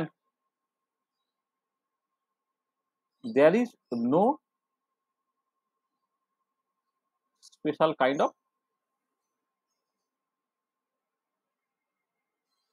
interaction. Special kind of interaction হয়ে গিয়ে যদি তোমার ধরো অ্যাসোসিয়েশন বা ডিসোসিয়েশন যদি হয়ে যায় তখন কিন্তু আবার বিয়াস লটা ভ্যালিড হবে না। তার মানে বিয়াস লটা ভ্যালিড হবে যখন সলিউশনটা সাফিসিয়েন্টলি ডাইলিউট, কনসেন্ট্রেটেড সলিউশনে কিন্তু বিয়াস লটা আর ভ্যালিড থাকে না। তাহলে ওই জন্যে এই দেখবে তোমার যখন এই ভেরিফিকেশন আর ল্যাম্বার্ট বিয়াস ল করা হয় তখন পটাশিয়াম পারম্যাঙ্গানেট বা পটাশিয়াম ডাইক্রোমেটের যে সলিউশনগুলো যতটা ডাইলিউট সম্ভব ততটা ডাইলিউট নেওয়ার চেষ্টা করা হয়। পটাশিয়াম পারম্যাঙ্গানেটের ক্ষেত্রে সলিউশনটা দেখবে 1 থেকে 9 × 10⁻⁴ মোল পার লিটার এরকম নেওয়া হয়। আর পটাশিয়াম ডাইক্রোমেট তার মোলার এক্সটেনশন কোএফিশিয়েন্ট অলরেডি কম বলে এমনি হালকা কালার তৈরি হয়, সেই জন্য এক্ষেত্রে আরেকটু কনসেন্ট্রেশন বাড়াতে হয়। এটা যে মোটামুটি 1 থেকে 9 × 10⁻³ মোল পার লিটার এই কনসেন্ট্রেশন ব্যবহার করতে হয়। তার থেকে বেশি কনসেন্ট্রেশন হলে বিয়াস লটা ভায়োলেট করে যাবে এবং তখন তুমি দেখতে পাবে এই যে লো কনসেন্ট্রেশন ওটা ঠিকঠাক কাজ করবে, হয়তো হাই কনসেন্ট্রেশন ওটা কিন্তু ডেভিয়েটেড হয়ে যাবে ফ্রম দ্য লিনিয়ারিটি। এটা একটা ব্যাপার, সেটা তোমাকে আলাদা করে মাথায় রাখতে হবে। আবার আরো আরো আরো আরো ডাইলিউট যদি করো তখন দেখা যাবে যে 9টা বা 10টা যে তুমি শেড বানিয়েছো তাদের ওই ইন্টেন্সিটি ডিফারেন্স, হ্যাঁ, বা ট্রান্সমিটেন্স বা অ্যাবজর্বেন্সের ডিফারেন্সটা এত কম হবে তখন আবার ওই ওই মানে তোমার কি বলে মানে হয়তো থার্ড ডেসিমেলে জিনিসটা ফ্লাকচুয়েট করছে, ডিফারেন্সটা সে থার্ড ডেসিমেলে পাচ্ছে, সেখান থেকে আবার গন্ডগোল পাবে। সেই জন্য এটাকে একটা অপটিমাইজ করতে হয়। পটাশিয়াম ডাইক্রোমেটের ক্ষেত্রে কনসেন্ট্রেশনটা 1 to 9 × 10⁻³ মোল পার লিটার নেওয়া হয়, আর পটাশিয়াম পারম্যাঙ্গানেট 1 থেকে 9 × 10⁻⁴ মোল পার লিটার তোমার নেওয়া হয়। ঠিক আছে, তো দেখো তাহলে এই ল্যাম্বার্ট বিয়াস ল এবং তার যে ভ্যালিডিটি এইসব নিয়ে আমি জাস্ট অনেক কথাবার্তা বললাম। দেখো কারো কোনো অসুবিধা আছে কিনা এখন পর্যন্ত।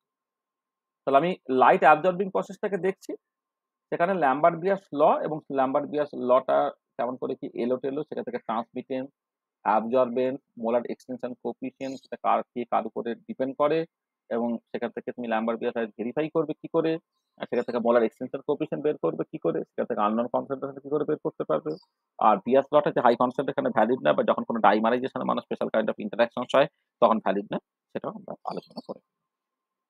দেখো যা বলেছে এখন পর্যন্ত তাতে কারো কোনো অসুবিধা আছে না, ঠিক আছে? হলো কি গো, ঠিক আছে সব?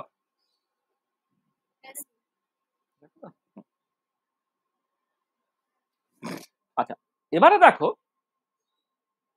তুমি যখন এই লাইট অ্যাবজর্বিং প্রসেসটাকে ধরলে সেখানে একটা মানে একটা কালেকশন অফ স্যাম্পেল আছে, তাই তো? মানে অনেকগুলো মলিকুল কোন একটা সলিউশনের মধ্যে আছে, মানে একটা বাল্ক সিস্টেম নিয়ে তুমি কথাবার্তা বলেছো, মানে ইন্ডিভিজুয়াল মলিকুল নিয়ে তুমি কিন্তু কথাবার্তা বলোনি।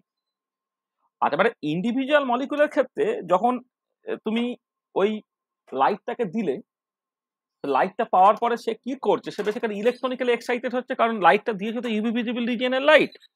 তাহলে ইউভি ভিজিবল রিজিয়নের লাইট দিলে অ্যাকচুয়ালি কিন্তু তোমার ওটা ইলেকট্রনিক্যালি এক্সাইটেড যাবে। তাহলে এবারে মলিকুলার পয়েন্ট অফ ভিউ থেকে জিনিসটাকে বোঝাতে চাই।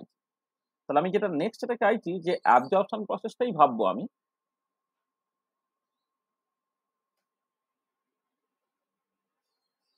Absorb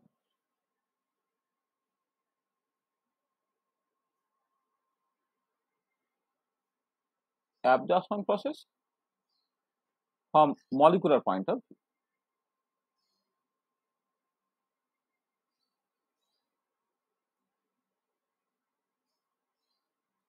From molecular point of view.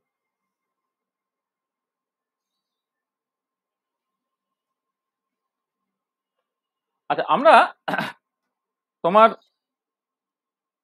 যদি একটা ডায়াটমিক মলিকুল কনসিডার করি, তাহলে ডায়াটমিক মলিকুলের ক্ষেত্রে ইলেকট্রনিক এনার্জিটা ইন্টারনিউক্লিয়ার সেপারেশনের সঙ্গে কেমন করে ভ্যারি করে, সেটাই হচ্ছে পোটেনশিয়াল এনার্জি সারফেস। তাহলে পোটেনশিয়াল এনার্জি সারফেসটা কেমন দেখতে?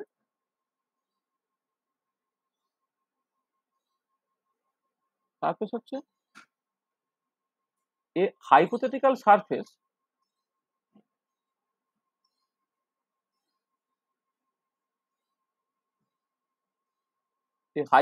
সারফেস where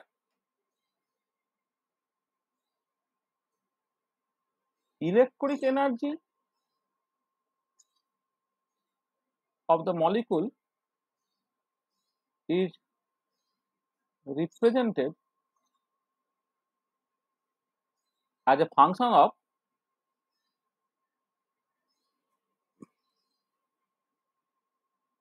আসলে ডায়াটমিক মলিকুলের ক্ষেত্রে এনার্জিটা শুধুমাত্র না হয় বন্ড লেন্থের উপরে নির্ভর করলো, কিন্তু কোনো একটা বড় মলিকুল যদি তুমি কনসিডার করো, সেখানে অনেকগুলো বন্ড লেন্থ থাকতে পারে, অনেক বন্ড অ্যাঙ্গেল থাকতে পারে, ডাইহেড্রাল অ্যাঙ্গেল থাকতে পারে, প্রত্যেকের উপরেই কিন্তু এনার্জিটা নির্ভর করবে। সেখানে পোটেনশিয়াল এনার্জি যখন তুমি বলবে, তখন কিন্তু এই শুধুমাত্র বন্ড লেন্থের রেসপেক্টে বললে হবে না। ডায়াটমিক মলিকুলের ক্ষেত্রে সার্টেনলি বন্ড লেন্থের রেসপেক্টে, কিন্তু আদারওয়াইজ যেটা বলা উচিত হচ্ছে, যেটা আমি লিখছি আর কি, এটা একটা হাইপোথেটিক্যাল সারফেস। এটা তুমি 2 ডাইমেনশন বা 3 ডাইমেনশন সবসময় আঁকতে পারবে সেরকম নয়। ডায়াটমিক মলিকুলের ক্ষেত্রে 2 ডাইমেনশন আঁকতে পারবে, কিন্তু একটা পলিঅ্যাটমিক মলিকুল যদি তুমি কনসিডার করো, তাহলে এখানে পোটেনশিয়াল এনার্জিটা কিন্তু অনেক কিছুর উপর নির্ভর করে। মানে তোমার ধরো অনেক বন্ড লেন্থ, অনেক বন্ড অ্যাঙ্গেল, অনেক ডাইহেড্রাল অ্যাঙ্গেল, প্রত্যেকের উপর নির্ভর করে বলে সারফেসটা কিন্তু 2D বা 3D তুমি দেখতে পাবে না, সেটা একটা হাইপোথেটিক্যাল সারফেস। আর electronic energy of the molecule is represented as a function of internal parameters, বা অন্যভাবে বলতে গেলে function of nuclear geometry, function of nuclear geometry, এটা বললেও হবে। এটা আচ্ছা, এটাই যদি for diatomic molecule,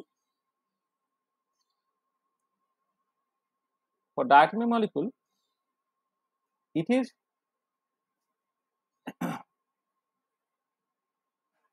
is the real two-dimensional surface where electronic energy is expressed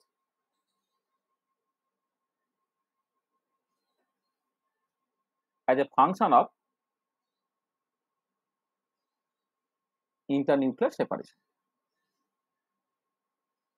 বা বন্ড লেন্থ যাই বলো না কেন। ডায়াটমিক মলিকুলের ক্ষেত্রে কিন্তু ছবিটা অনেক সহজ। ধরো আমি ডায়াটমিক মলিকুলের ক্ষেত্রে পোটেনশিয়াল এনার্জি সারফেসটা কেমন দেখতে হয় তোমায় বলি।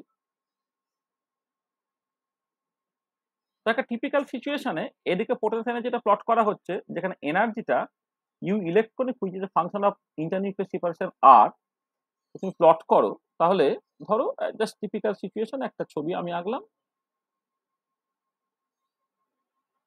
এরকম দেখতে একটা ছবি করলাম, জাস্ট এরকম একটা দেখতে ছবি। আচ্ছা, এইখানে আরটাকে প্লট করা হচ্ছে।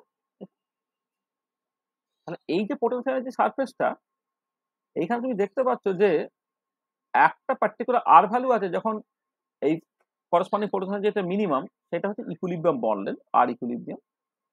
আর একটা পার্টিকুলার জায়গা আছে যেখানে তুমি দেখতে পাচ্ছ আর যখন টেন্ডস টু ইনফিনিটি, তখন পোটেনশিয়াল এনার্জিটা তোমার এখানে একটা কনস্ট্যান্ট হয়ে গেছে। আর যখন খুব বড় হয়ে গেছে, তখন বেসিক্যালি বন্ডটা ডিসোসিয়েট করে গেছে, ডিসোসিয়েট করে গেলে হয়তো পোটেনশিয়াল তোমার কনস্ট্যান্ট হয়ে গেছে। তাহলে এটা হচ্ছে আর ইনফিনিটিতে হবে। তাহলে এবারে যেটা কথা হচ্ছে যে এই যে এনার্জি গ্যাপটা, এনার্জি গ্যাপটা তুমি ইকুইলিব্রিয়াম বন্ড ডিসোসিয়েশন এনার্জি বলছো, তার ডি ইকুইলিব্রিয়ামটা হচ্ছে তোমার ইকুইলিব্রিয়াম বন্ড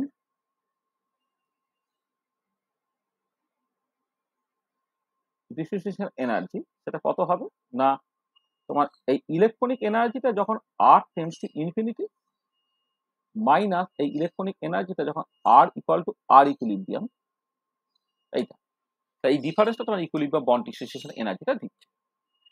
আচ্ছা এবারে অনেক সময় যেটা হয় যে একটা মিনিমাম পসিবল এনার্জি থেকে থাকে, যেটা হচ্ছে 0 পয়েন্ট এনার্জি, ধরে নাও এটা হচ্ছে তোমার 0 পয়েন্ট এনার্জি এইটা। তখন তুমি একটা D0 ডিফাইন করবে, যাকে বলছো 0 point corrected bond dissociation energy বা spectroscopic bond dissociation energy. 0 point corrected bond dissociation energy or এটাকে তুমি বলতে পারো spectroscopic bond dissociation energy. Spectroscopic bond dissociation energy সেটা কতটা, সেটা হচ্ছে ডি ইকুইলিব্রিয়াম এইটা মাইনাস এপসাইলন 0, যেখানে এপসাইলন 0টা হচ্ছে তোমার 0 পয়েন্ট এনার্জি। আসলে যদিও আমি এই মানে যখন আর ইকুয়াল টু আর ইকুইলিব্রিয়াম, তাহলে পোটেনশিয়াল এনার্জির একদম লোয়েস্ট পয়েন্ট যেটা, সেটা 0 পয়েন্ট ধরো, সেখান থেকে তোমার যখন ডিসোসিয়েট করছে আর টেন্ডস টু ইনফিনিটি হচ্ছে, সেই এনার্জি ডিফারেন্সটাকে ক্যালকুলেট করছিলে, কিন্তু বাস্তবে তোমার যখন তুমি সাপ্লাই করবে তখন তোমাকে ওই এই বাটম থেকে এনার্জিটা দেওয়ার দরকার পড়েছে না। একটা 0 পয়েন্ট এনার্জি আছে, 0 পয়েন্ট এনার্জির জন্য একটা, অর্থাৎ একটা সিস্টেম একটা মিনিমাম এনার্জি আছেই আর কি, সেটা বাদ দিয়ে বাকি পার্টটাকে দিলেই তোমার চলবে। ঠিক আছে, এটা তাহলে এই ছবি এই যে ছবিটা, এটা হচ্ছে পোটেনশিয়াল এনার্জি সারফেস। হ্যাঁ, তার মানে এখানে দেখো আমি অ্যাকচুয়ালি ওভারঅল ইলেকট্রনিক এনার্জিটাকে প্লট করছি। ইলেকট্রনিক এনার্জিটা কার ফাংশন হিসেবে প্লট করছে না, নিউক্লিয়ার জিওমেট্রি বা পজিশন অফ দ্য নিউক্লিয়ার তার ফাংশন হিসেবে প্লট করছি, সেই জন্য একটা পোটেনশিয়াল এনার্জি এবং করসপন্ডিং এই যদি একটা ডায়াটমিক মলিকুল কনসিডার করো, তার ক্ষেত্রে কিন্তু একটাই মল লেন্থ থাকে, তার সুন্দর এখন 2 ডাইমেনশনাল সারফেস তুমি পাবে। কিন্তু একটা পলিঅ্যাটমিক মলিকুল যদি কনসিডার করো, তখন কিন্তু খুব সুন্দর রিয়েল সারফেস তুমি পাবে না, তার বদলে তোমাকে একটা হাইপোথেটিক্যাল সারফেস মনে মনে ভেবে নিতে হবে। ঠিক আছে, আচ্ছা এবারে এই যে ধরো তুমি যখন পোটেনশিয়াল যে সারফেস গুলোকে এঁকেছো, ডায়াটমিক মলিকুলের ক্ষেত্রে না আমি মাথায় রাখছি, এখানে ইন্টারনিউক্লিয়ার সেপারেশন আছে, এখানে তোমার ইলেকট্রনিক এনার্জিটা যে ফাংশন অফ আর, ধরো দুটো ছবি আঁকলে একটা ছবি এরকম দেখতে, আর একটা ছবি ধরো তোমার এরকম দেখতে। ঠিক আছে, আর দুটোর মধ্যে তফাৎটা কি, যে প্রথম যে ছবিটা এখানে দেখো একটা মানে পোটেনশিয়াল একটা মিনিমা আছে, তখন এইগুলোকে বলা হবে স্টেবল ইলেকট্রনিক স্টেট। তাহলে একটা স্টেবল ইলেকট্রনিক স্টেট হচ্ছে যে an electronic state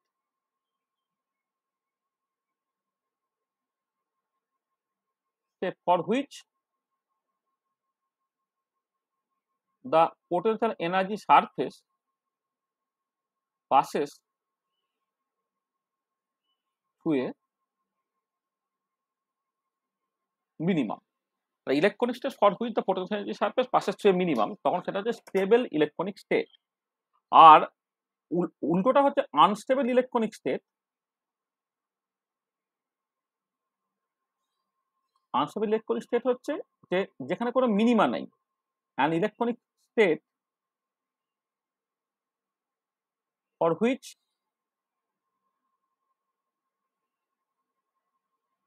there is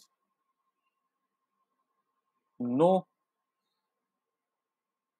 minimum in the potential energy surface। তার পোটেনশিয়াল এনার্জি সারফেসে মিনিমা থাকলে সেটা স্টেবল ইলেকট্রনিক স্টেট, আর নাহলে সেটা আনস্টেবল ইলেকট্রনিক স্টেট। তার মানে এইটা হচ্ছে তোমার একটা স্টেবল ইলেকট্রনিক স্টেট, এটা তোমার আনস্টেবল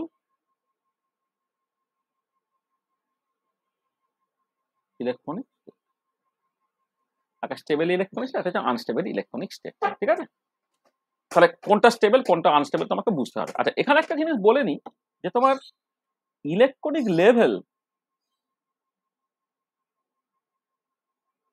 আর ইলেকট্রনিক স্টেটের মধ্যে কিন্তু তফাৎ আছে। ইলেকট্রনিক লেভেল আর ইলেকট্রনিক স্টেটের মধ্যে কিন্তু তফাৎ আছে। আচ্ছা, বা অনেক সময় বলতে গেলে electronic level or electronic orbital. Electronic অরবিটালের সঙ্গে কিন্তু তোমার ইলেকট্রনিক স্টেটের তফাৎ আছে। আচ্ছা, ইলেকট্রনিক অরবিটাল মানে তোমার একটা সিঙ্গেল ওয়েভ ফাংশন, ঠিক আছে তো? মানে ধরো আমি একটা এক্সাম্পল বলি, ধরো অ্যাটমের ক্ষেত্রে বলি, প্রথমে অ্যাটমের ক্ষেত্রে বলি। অ্যাটমের ক্ষেত্রে ধরো এই যে 1s, এই ধরো 2s, এই ধরো 2p, সেটা 2px হতে পারে, 2py হতে পারে, 2pz হতে পারে, 2px, 2py, 2pz, এইগুলো সব হচ্ছে তোমার ইলেকট্রনিক লেভেল, কারণ এদের প্রত্যেকের আলাদা করে এনার্জি আছে, অর এরা তোমার ইলেকট্রনিক অরবিটাল হলো। ইলেকট্রনিক অরবিটাল হলো যাদের তুমি নাম বলছো অ্যাটমিক অরবিটাল, আর এই ইলেকট্রনিক লেভেলটাকে বলছে অ্যাটমিক লেভেল। অ্যাটমিক লেভেল এইগুলো। আচ্ছা, এবারে ধরো তুমি একটা এরকম একটা ইলেকট্রনিক কনফিগারেশন লিখলে, একটা ইলেকট্রনিক কনফিগারেশন লিখলে, ধরো এরকম দেখতে, ধরো 1s2, 2s2, 2p6, 3s1, এটা ইলেকট্রনিক কনফিগারেশন লিখলে। তাহলে এই যে overall electronic configuration, this gives an electronic state. তাহলে ইলেকট্রনিক স্টেট হচ্ছে যে ইলেকট্রনিক অরবিটাল গুলো আছে, সেখানে তোমার বিভিন্ন যে প্রিন্সিপালস গুলো আছে, পাউলির exclusion principle, Hund's rule, Aufbau principle ইত্যাদিকে কনসিডার করে তুমি জাস্ট ইলেকট্রন ভর্তি করে দিলে, করে একটা ইলেকট্রনিক কনফিগারেশন বা ইলেকট্রনিক কনফিগারেশন ইলেকট্রনিক স্টেট। যেমন এই যে এক্সাম্পলটা বলেছি, যে this is the ground electronic state of sodium, ground electronic state of sodium. তাহলে এই ওভারঅলটাকে, এই পুরোটা হচ্ছে তোমার ইলেকট্রনিক স্টেট রিপ্রেজেন্ট করছে।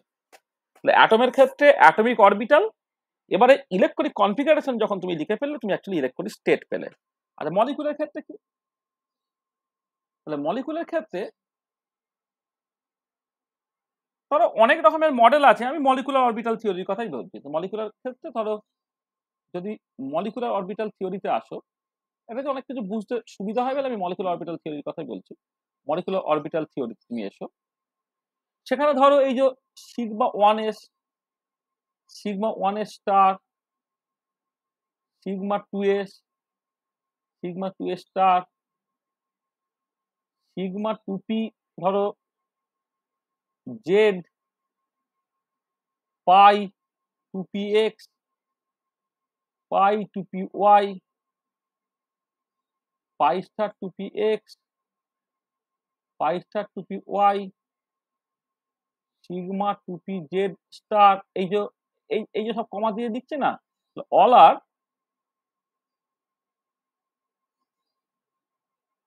Molecular orbitals or electronic levels. এরা সব ইলেকট্রনিক লেভেলস। 1s এর একটা এনার্জি আছে, 1s স্টারের একটা এনার্জি আছে, 2s এর একটা এনার্জি, 2s স্টারের একটা এনার্জি আছে, এন্ড সো অন। এটা আচ্ছা, এবারে ধরো তুমি এরকম একটা বললে যে একটা ইলেকট্রনিক কনফিগারেশন লিখে ফেললে,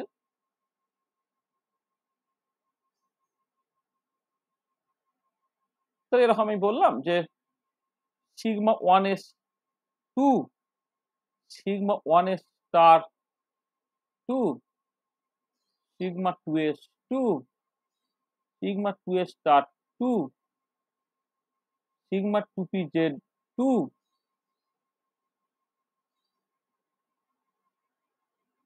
পাই 2px 2, পাই 2py হচ্ছে 2, পাই স্টার ধরো 2px এটা হচ্ছে 1 আছে, পাই স্টার ধরো 2py টা হচ্ছে 1 আছে। ধরো এরকম একটা অক্সিজেনের ক্ষেত্রে আমি এরকম একটা ইলেকট্রনিক কনফিগারেশন লিখে ফেললাম। তাহলে এইটা রিপ্রেজেন্ট করছে, this represent or this corresponds an electronic state. And as for example, this is the ground electronic state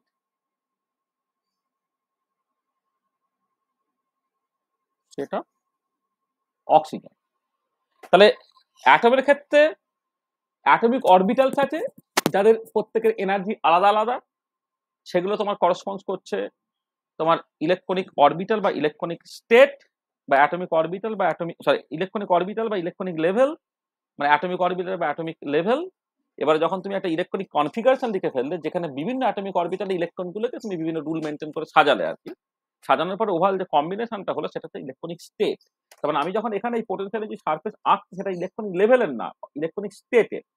similarly molecular ক্ষেত্রে বিভিন্ন রকমের মলিকুলার অরবিটালস গুলো আছে, মানে এমও গুলো আছে, সেগুলো তোমার অরবিটাল বা প্রত্যেকের আলাদা আলাদা করে এনার্জি আছে, সেগুলো তুমি একটা ইলেকট্রনিক স্টেট বলতে পারো। কিন্তু যখন তুমি কোনো একটা পার্টিকুলার মলিকুলার ক্ষেত্রে ওভারঅল ইলেকট্রনিক কনফিগারেশন থেকে লিখলে, তখন তুমি অ্যাকচুয়ালি যেটা তৈরি করে ফেললে সেটা হচ্ছে ইলেকট্রনিক স্টেট। ঠিক আছে?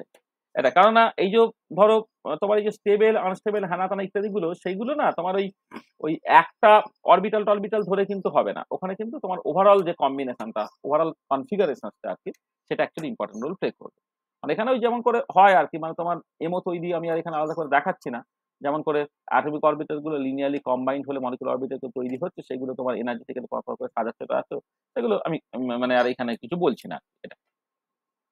আচ্ছা, এবারে দেখো এই তাহলে ইলেকট্রনিক লেভেল এবং ইলেকট্রনিক স্টেট বা ইলেকট্রনিক অরবিটাল আর ইলেকট্রনিক স্টেট, তার তফাৎটা পরিষ্কার হয়েছে তো নাকি?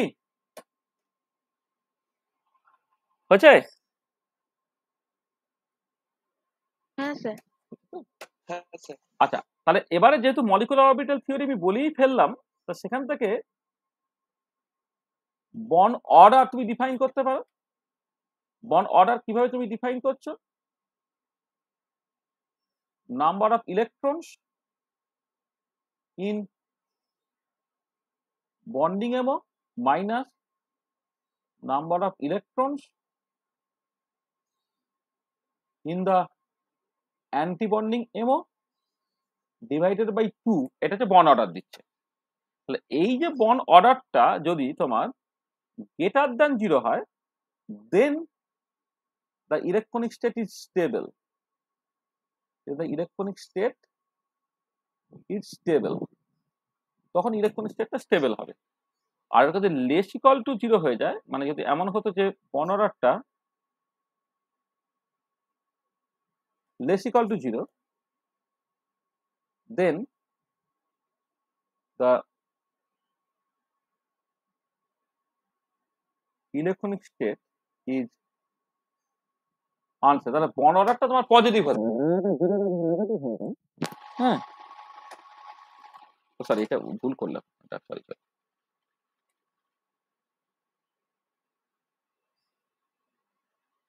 বন্ডটা লেস ইকুয়াল টু, বন্ডটা যদি লেস ইকুয়াল টু 0 হয়ে যায়, তখন ইলেকট্রনিক স্টেটটা তোমার আনস্টেবল হবে। তাহলে স্টেবল ইলেকট্রনিক স্টেট ওর একটা মিনিমা থাকবে, আর আনস্টেবল ইলেকট্রনিক স্টেটে কিন্তু কোনো মিনিমা থাকবে না। ঠিক আছে? তাহলে স্টেবল আনস্টেবল ইলেকট্রনিক স্টেট এবং তার করেসপন্ডিং পোটেনশিয়াল এনার্জি সারফেসটা কেমন হবে তুমি বুঝতে পেরেছো? ঠিক আছে? আচ্ছা, এবারে তুমি ধরো একটা জিনিস, ধরো তুমি হাইড্রোজেনের জন্য তুমি এমওটাকে আঁকছো। তাহলে আমি জাস্ট তোমাকে একটুখানি করে দেখাই। ধরো এদিকে এনার্জি প্লট করা হচ্ছে, এদিকে তোমার এনার্জি প্লট করা হচ্ছে 1s অরবিটাল, 1s অরবিটাল,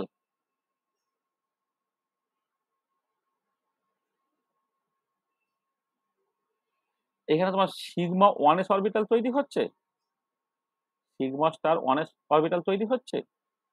আচ্ছা, এমনি হাইড্রোজেনে 1s একটা ইলেকট্রন ছিল, এই হাইড্রোজেনে 1s একটা ইলেকট্রন ছিল, তা কম্বাইন হয়ে যাওয়ার পরে তোমার সিগমা 1s এবং সিগমা 1s স্টার তোমার তৈরি হলো এইটা। তাহলে এক্ষেত্রে দেখো, তাহলে প্রথমে একটা কাজ করো তুমি, যে যে গ্রাউন্ড স্টেট ইলেকট্রনিক কনফিগারেশন, যেটা গ্রাউন্ড স্টেট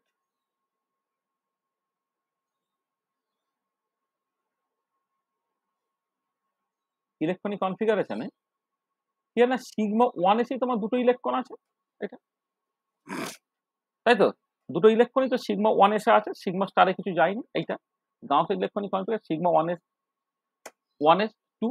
তখন কি হবে দেখো, ইলেকট্রন গুলো একজন আপ স্পিনে থাকলে একটা ডাউন স্পিনে থাকবে। ঠিক আছে? এটা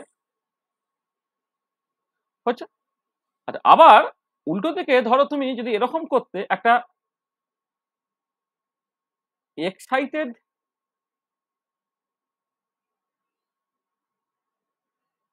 ইলেকট্রনিক কনফিগারেশনটা তুমি যদি দেখো, এক্সাইটেড ইলেকট্রনিক কনফিগারেশন তুমি দেখো, যেখানে ধরো সিগমা 1s থেকে একটা ইলেকট্রন সিগমা স্টার 1s এ চলে গেছে। তার মানে এইটা যদি তোমার সিগমা 1s হয়, এইটা যদি সিগমা 1s স্টার হয়, না আগেরটা ছিল এইটা সিগমা 1s,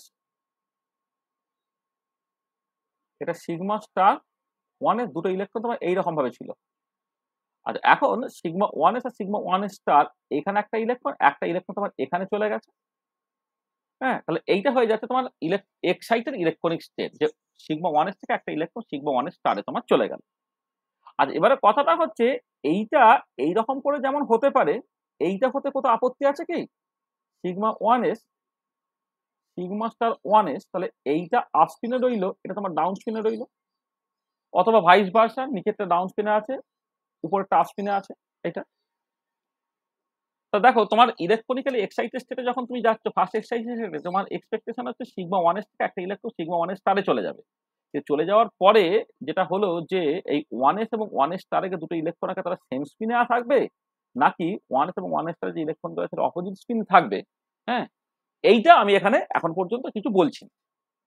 আচ্ছা তাহলে তাহলে এই যে যে আলটিমেটলি ইলেকট্রন গুলো মানে এটার মাল্টি ইলেকট্রন সিস্টেম, তার মাল্টি ইলেকট্রন সিস্টেমের ক্ষেত্রে ওভারঅল স্পিনটা কি তার উপরে নির্ভর করে ইলেকট্রনিক স্টেট গুলোকে আবার কতগুলো ভাগে ভাগ করা যায়। আগে যেমন স্টেবল আনস্টেবল এই ক্লাসিফিকেশনটাকে করলাম, যে বন অর্ডারটা পজিটিভ নাকি বন অর্ডারটা জিরো বা নেগেটিভ, সেই মতো করে স্টেবল এবং আনস্টেবল ইলেকট্রনিক স্টেট হলো। এক্ষেত্রে তোমার তোমার ইলেকট্রনিক স্টেট গুলোকে তার টোটাল স্পিন যেটা তার রেসপেক্টে তুমি ভাগ করতে পারো। যেটা করা হচ্ছে যে তোমার ধরো লেসে তুমি ধরো এম এসটা বললে magnetic spin quantum number,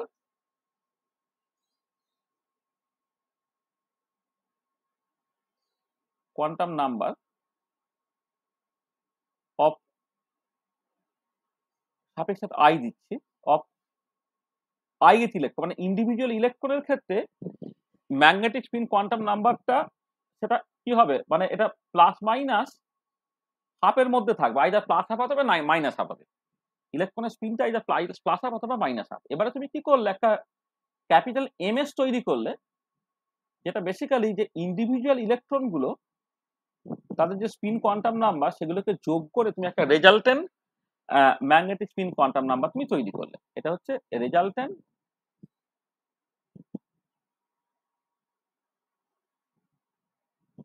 magnetic spin quantum number তুমি তৈরি করলে এইটা। আচ্ছা এবারে যদি এমন হতো যে if M S equal to zero, তখন এসটাকে তুমি জাস্ট জিরো বলতে, এম এস এর ভ্যালু +1 0 -1 এই কম্বিনেশনটা থাকতো, তখন এস এর ভ্যালু তুমি 1 বলতে। যখন এম এস এর ভ্যালু +2 +1 0 -1 -2 এইগুলো পেতে, তখন তার করেসপন্ডিং এসটা 2 বলতে, অ্যান্ড সো অন। মানে দেখো যদি মানে এমনি ওয়ান ইলেকট্রন সিস্টেমের ক্ষেত্রে এস যদি জানো, তাহলে এম এস এর ভ্যালু কি হয়ে যায়, +s to -s unit interval হয়। এখানে আমি ঘুরিয়ে করছি, যে আগে ক্যাপিটাল এম এস বের করলাম, সেখান থেকে এস বলছি। দেখো এস এর ভ্যালু 0 হলে এম এস এর ভ্যালু 0 হবে, এস এর ভ্যালু 1 হলে +1 0 -1 হবে, এস এর ভ্যালু 2 হলে এম এস এর ভ্যালু +2 +1 0 -1 -2 হবে। আবার এটাও বলা উচিত ছিল যে এম এস এর ভ্যালু যদি তোমার ধরো +1/2 আর -1/2 হয়, তাহলে এস এর ভ্যালু তোমার অ্যাকচুয়ালি হাফ, কারণ কারণ এম এস এর ভ্যালুগুলো হচ্ছে +s to -s unit interval. তাহলে ইন্ডিভিজুয়াল ইলেকট্রন গুলোর ম্যাগনেটিক স্পিন কোয়ান্টাম নাম্বার তুমি জানো, আপ স্পিন হলে তুমি এটাকে প্লাস হাফ ধরবে, ডাউন স্পিন হলে মাইনাস হাফ ধরবে, তাহলে সেটা প্লাস মাইনাস হাফের মধ্যে কিছু একটা হবে।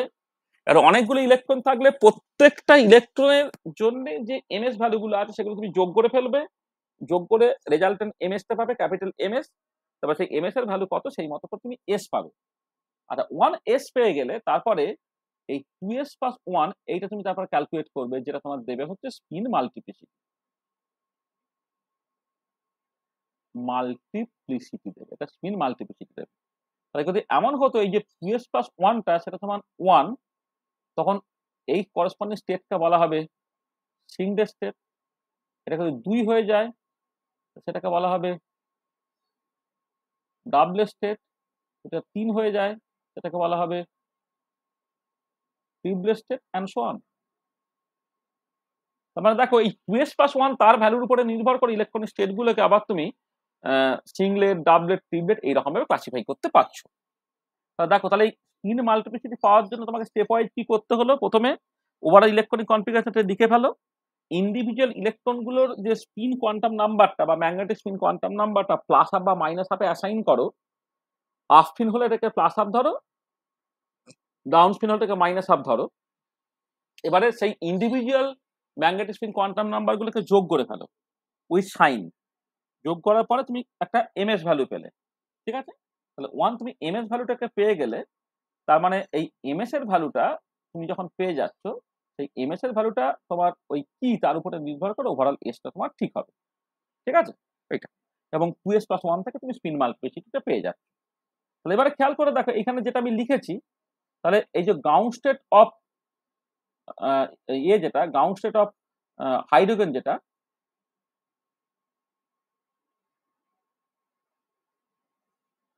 গ্রাউন্ড স্টেট অফ হাইড্রোজেন, যেখানে তোমার সিগমা 1 এসেই তোমার সিগমা 1 এর স্টারটা পুরো ফাঁকা পড়ে আছে, সিগমা 1 এসে দুটো ইলেকট্রন একজন আপ স্পিনে একজন ডাউন স্পিনে আছে। তার মানে এর ক্ষেত্রে ক্যাপিটাল এমএস টা কত হবে? প্লাস হাফ মাইনাস হাফ, 0 হয়ে গেল। তাহলে এসটা কত হবে? 0 হবে। আর 2s+1টা কত হবে? 1 হবে। তার মানে এই যে স্টেটটা সেটা হচ্ছে তোমার সিংলেট। আচ্ছা, এবারে তুমি যখন excited state of H2 consider করছো, দুটো সিচুয়েশন, একটা হচ্ছে এরকম সিগমা 1s একটা ইলেকট্রন এইভাবে একটা ইলেকট্রন এইভাবে আছে, অথবা সিগমা 1s একজন আপ স্পিনে আছে একজন ডাউন স্পিনে আছে।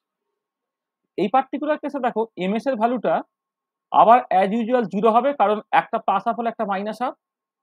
এসটা হচ্ছে 0 হলো, 2s+1টা হচ্ছে 1 হলো, সেটা তোমার সিঙ্গেল স্টেট দিল। আর এই পার্টিকুলার কেসে দেখো এমএস এর ভ্যালুটা দুটো একই তো করে ফেলেছি,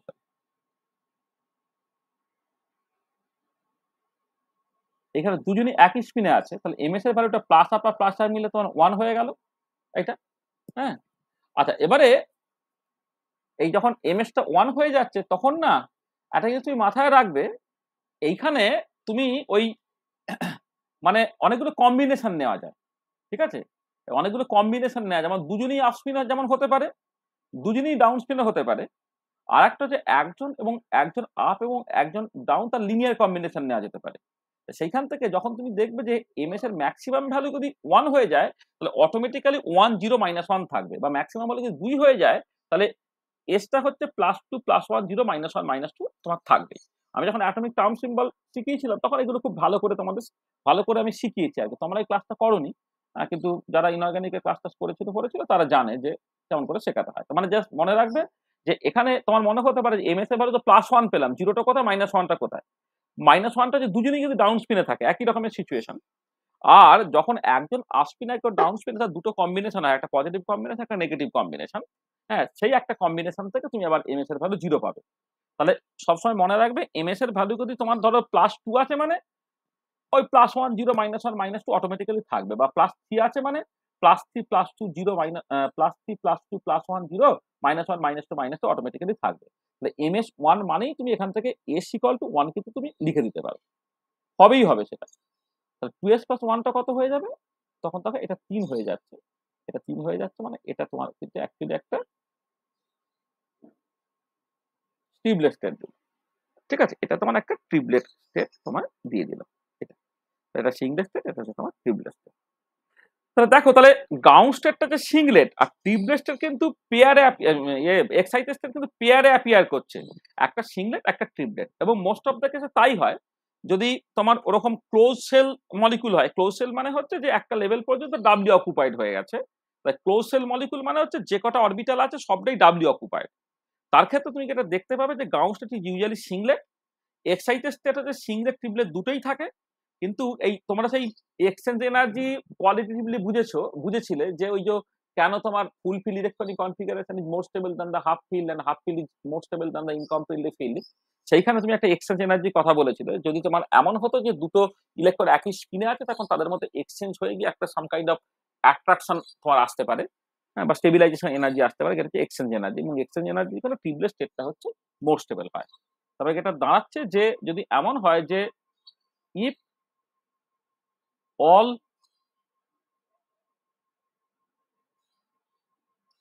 occupied orbitals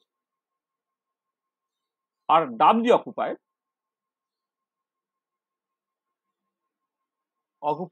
then the molecule is closed shell. আচ্ছা, এবার এই ক্লোজ শেল মলিকুলের ক্ষেত্রে usually ground state is singlet or excited states appear in pair, একটা হচ্ছে সিংলেট আর একটা তোমার ট্রিপলেট। আর দেখা যায় triplet is more stable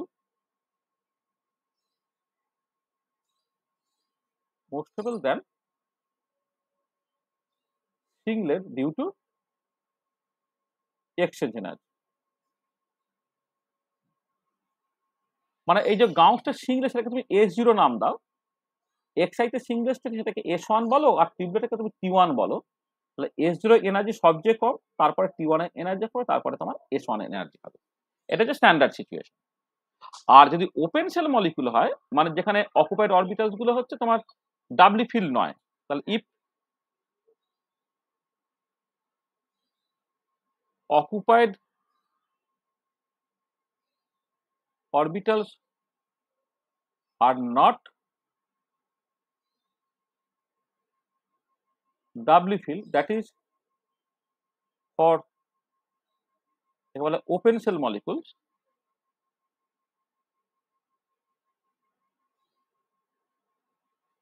ground state may be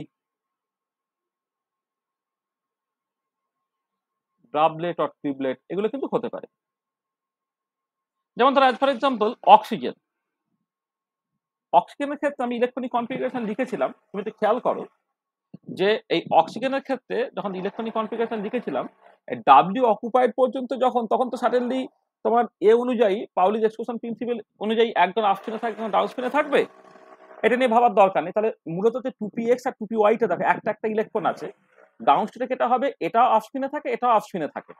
up স্পিনে যদি থাকে হাফ প্লাস হাফ মিলে 1 হয়ে গেল, 2s + 1 করলে 3 হয়ে গেল, এবং ডাউন স্টেট তোমার ট্রিপলেট হয়ে যাবে। তাহলে অক্সিজেনের ক্ষেত্রে ডাউন স্টেট কিন্তু ট্রিপলেট।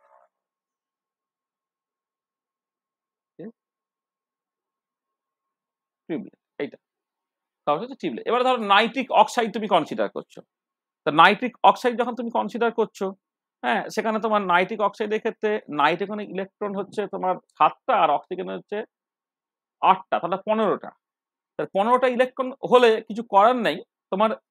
এই যে ইলেকট্রনিক কনফিগারেশন লিখেছো, ধর খুব সিম্পলেস্ট ইলেকট্রনিক কনফিগারেশন লিখেছো, 2py বা 2px থেকে একটা ইলেকট্রন ধরো রইল না, তখন কি হবে? তখন হচ্ছে জাস্ট ms এর ভ্যালুটা হচ্ছে হাফ হবে।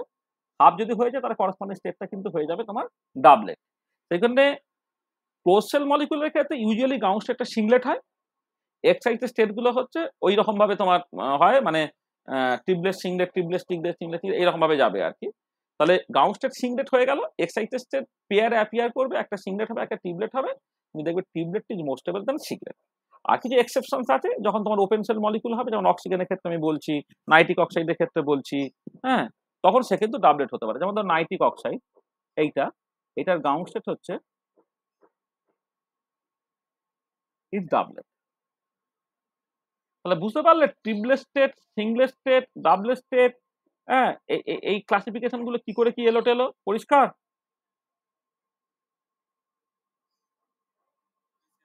হ্যাঁ স্যার। ঠিক আছে তো? আচ্ছা, এইখানে আমি দুটো ইম্পর্টেন্ট জিনিস করি। যে আমি ধরো যখন ইলেকট্রনিক এক্সাইটেশনটাকে করব, একটা লেভেল থেকে আরেকটা লেভেলে যখন ট্রানজিশনটা ঘটবে, তখন তোমার অনেক রকমের সিলেকশন রুল আছে। তাহলে দুটো ইম্পর্টেন্ট সিলেকশন রুল একটুখানি বলে নিই। টু সিলেকশন রুলস এবং কমন সিলেকশন রুল সেটা।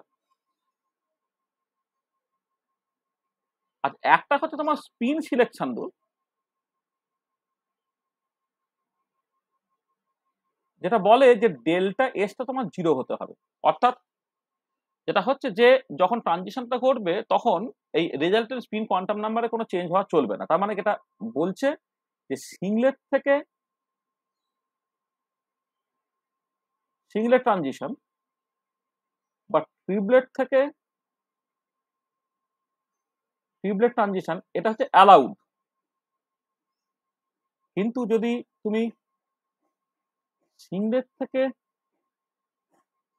ট্রিপলেট আর ভাইস ভার্সা এই ট্রানজিশন থেকে যদি করো তাহলে সেটা হচ্ছে তোমার ফরবিডেন। এটা তো স্পিন সিলেকশন রুল। তাহলে স্পিন সিলেকশন রুল বলছে যে তোমার সেম স্পিন স্টেটের মধ্যে ট্রানজিশনটা ঘটতে পারবে।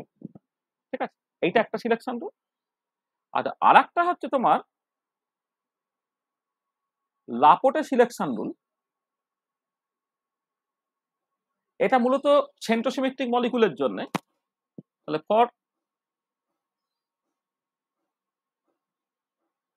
সেন্ট্রোসিমেট্রিক মলিকুল, মানে সেন্ট্রোসিমেট্রিক মানে যার ইনভার্সন সেন্টার আছে, হ্যাভিং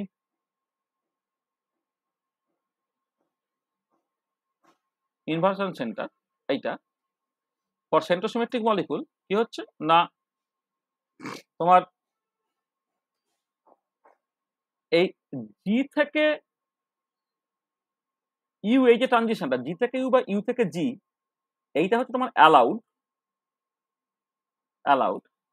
আর জি থেকে জি আর ইউ থেকে ইউ এটা হচ্ছে ফরবিডেন। এটা কার জন্য একটু বলা যায় যে ফর সেন্ট্রোসিমেট্রিক মলিকুল দা মানে the electric dipole moment induce transition যদি তুমি কনসিডার করো, ইলেকট্রিক ডাইপোল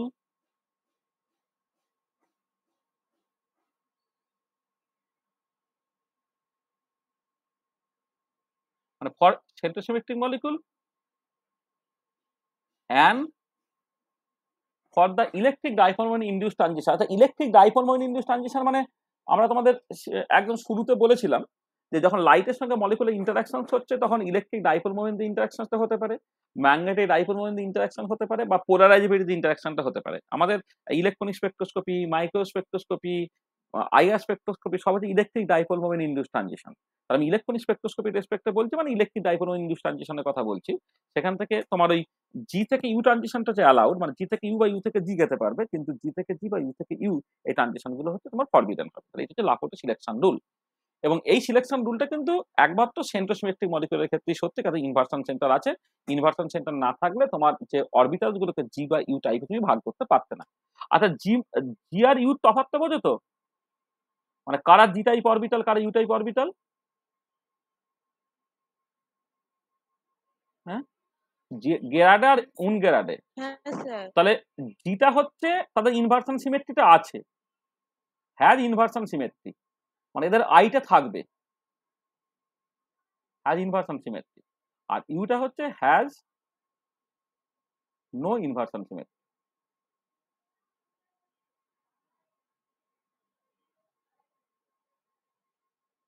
ধরো এমোর রেসপেক্টে যদি তুমি বলো, ধরো একটা ডায়াটমিক মলিকুল তুমি কনসিডার করছো, একটা সেন্ট্রোসিমেট্রিক মলিকুল, ডায়াটমিক মলিকুল তুমি কনসিডার করছো। হ্যাঁ, তার ক্ষেত্রে ধরো আমি এরকম একটা এমও আঁকছি,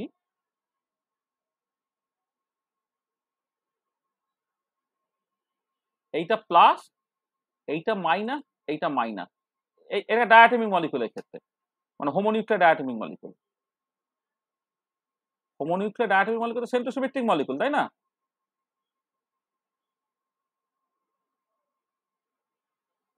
হোমোনিউক্লিয়ার ডায়াটমিক মলিকুল যেটা সেন্ট্রোসিমেট্রিক, এটা। তাহলে এই যে এমোটা, এই এমোটা কেমন, মানে এটা কি, এটা সিগমা এমো তো নাকি? এটা সিগমা বন্ডিং তো নাকি গো? এই যে জেড অ্যাক্সিসটা, এটা ধরো জেড অ্যাক্সিসটা molecular axis, Z axis is the molecular axis. তাহলে এটা এটা সিগমা বন্ডিং, বুঝতে পারছো তো না পারছো না?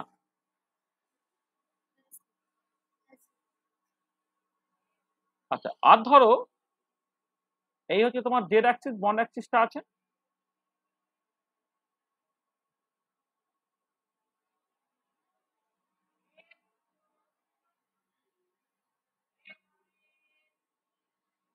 ধরো এইদিকে মাইনাস, এদিকে প্লাস হয়ে গেল,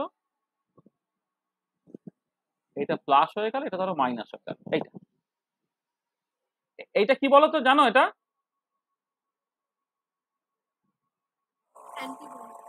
সিগমা অ্যান্টিবন্ডিং, সিগমা অ্যান্টিবন্ডিং, তাই তো? আচ্ছা, আবার ধরো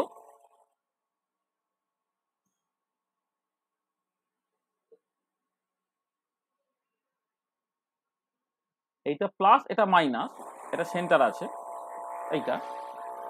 আর একটা তুমি বলছো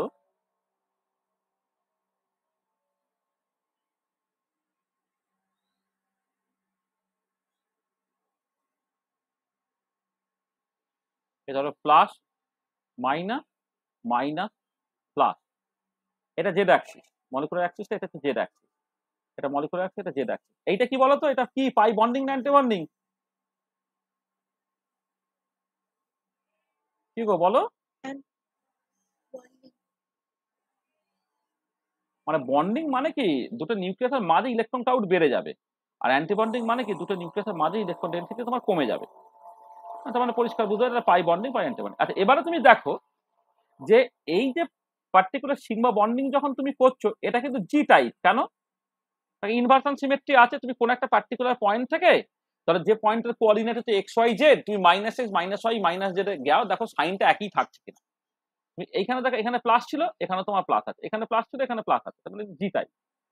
আর সিগমা অ্যান্টিবন্ডিং কে দেখো প্লাস মাইনাস, অর্থাৎ ইনভার্সন সিমেট্রি নেই, সেখান থেকে ইউ টাইপ হলো। আচ্ছা বলো তো এইটা কি হবে, পাই বন্ডিংটা ইউ টাইপ না G type? U type. U type. তাহলে দেখো ইনভার্সন সিমেট্রি নাই, এইটা প্লাস হলে উল্টো দিকে মাইনাস, আর এক্ষেত্রে দেখো এটা হচ্ছে তোমার জি টাইপ। এটা এমোর ক্ষেত্রে। আচ্ছা ধরো তুমি এরকম একটা সিচুয়েশন করলে অ্যাটমিক অরবিটালের ক্ষেত্রে, ধরো এটা হচ্ছে 1s অরবিটাল, সবটাই ধরো প্লাস। আচ্ছা তুমি ধরো একটা 2p জেড অরবিটালটা করছো,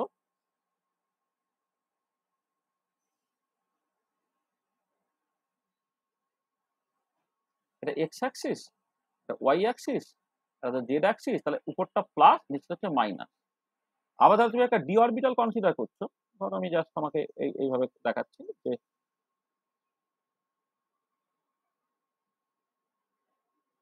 প্লাস প্লাস মাইনাস মাইনাস, এটা হচ্ছে 2p জেড অরবিটাল।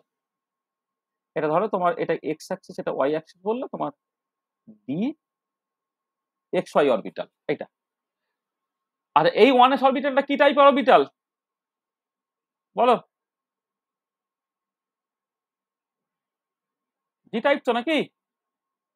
আর পি অরবিটালটা ইউ টাইপ। U type. আর ডিএক্সওয়াইটা জি টাইপ। G type. তার মানে বুঝতে পারছো যে অরবিটাল গুলো, এখানে অ্যাটমিক অরবিটাল বললাম, বাঁদিকে মলিকুলার অরবিটাল বললাম।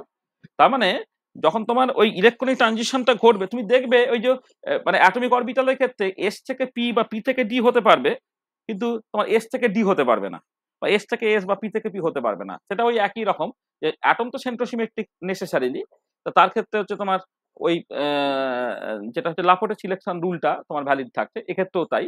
মলিকুলার অরবিটালের ক্ষেত্রে লাপোর্টের সিলেকশন রুলটা কিন্তু তোমার ভ্যালিড থাকে।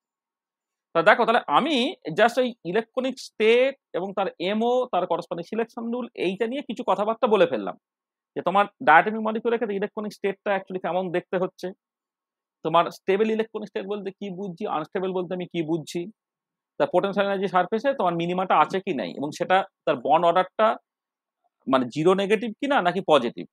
পজিটিভ হলে হচ্ছে একরকম, নেগেটিভ হলে তোমার আরেক রকম, এইটা হলো। আচ্ছা তারপরে তুমি হচ্ছে করছো, মানে মানে তোমার সিলেকশন রুলের ক্ষেত্রে হচ্ছে তোমার ওই দু রকমের আচ্ছা, ও তার আগে আরেকটা বলা হলো, আরেকটা হচ্ছে ইলেকট্রনিক স্টেট গুলোকে সিংলেট ট্রিপলেট এইরকম ভাবে তুমি ভাগ করছো। গাউসের সিংলেট হচ্ছে, এক্সাইটেড স্টেট গুলো হচ্ছে তোমার সিংলেট এবং ট্রিপলেট, তারা পেয়ারে অ্যাপিয়ার করবে, ট্রিপলেটটা মোর স্টেবল দেন সিংলেট হবে, সেই মতো করে এনার্জেটিক্যালি তুমি জিনিসগুলোকে সাজাবে টাজাবে এটা। তারপরে হচ্ছে তুমি ইয়ে করেছো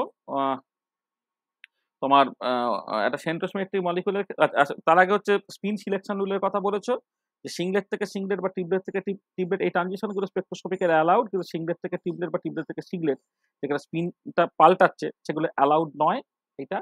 আর তোমার সেন্ট্রোসিমেট্রিক মলিকুলার ক্ষেত্রে তুমি যেটা দেখতে পাচ্ছ, জি টু ইউ ট্রানজিশন বা ইউ থেকে জি ট্রানজিশন এগুলো অ্যালাউড, কিন্তু জি থেকে জি বা ইউ থেকে ইউ ট্রানজিশনটা হচ্ছে অ্যালাউড নয়, যদি তোমার ইলেকট্রিক ডাইপোল ইন্ডিউস ট্রানজিশন নিয়ে তুমি কথাবার্তা বলো। ঠিক আছে, বুঝতে পারা গেল? হ্যাঁ স্যার। তাহলে আমরা আজকে এই পর্যন্তই করব। আমরা এবারে জাস্ট নেক্সট ক্লাসে যেটা করব সেটা হচ্ছে এই যে একদম specific molecular point of view থেকে, যখন এম একটা মলিকিউল যে লাইট অ্যাবজর্ব করছে, তখন তো একটা ইলেকট্রনিক স্টেট থেকে আরেকটা ইলেকট্রনিক স্টেটে গেল। এবারে একটা ইলেকট্রনিক স্টেটের থেকে আরেকটা ইলেকট্রনিক স্টেটে যাওয়ার যে সিলেকশন রুলটা আমি এখানে বলে দিয়েছি। এবারে কথাটা হচ্ছে যে কোন একটা ইলেকট্রনিক স্টেটে তোমার স্টেটের আন্ডারে অনেক ভাইব্রেশনাল লেভেল থাকে।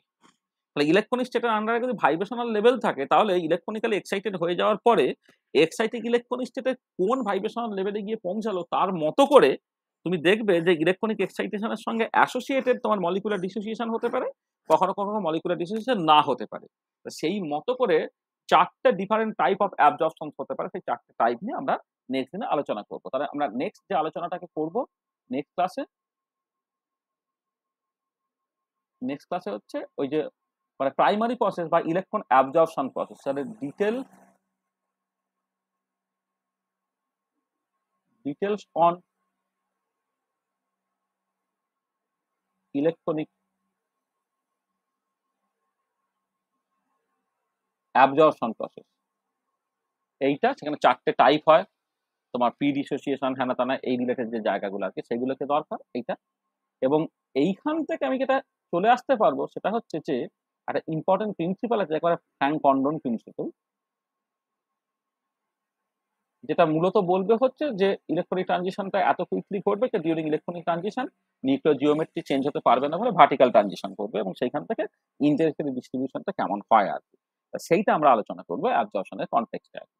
তাহলে জাস্ট নেক্সট ক্লাসে আমরা ওই বিভিন্ন রকমের ইলেকট্রনিক অ্যাবজর্পশন প্রসেসটাকে করবো, তার সঙ্গে ফ্র্যাঙ্ক কন্ডন প্রিন্সিপালটাকে বলবো আর এইটা হচ্ছে আমাদের নেক্সট ক্লাসে এটা পড়ার ব্যাপার। তাহলে আজকে আমরা এখানে শেষ করে দিই। তাহলে এটা হচ্ছে এন্ড অফ লেকচার 11। ঠিক আছে, বোঝা গেছে তো সবটা?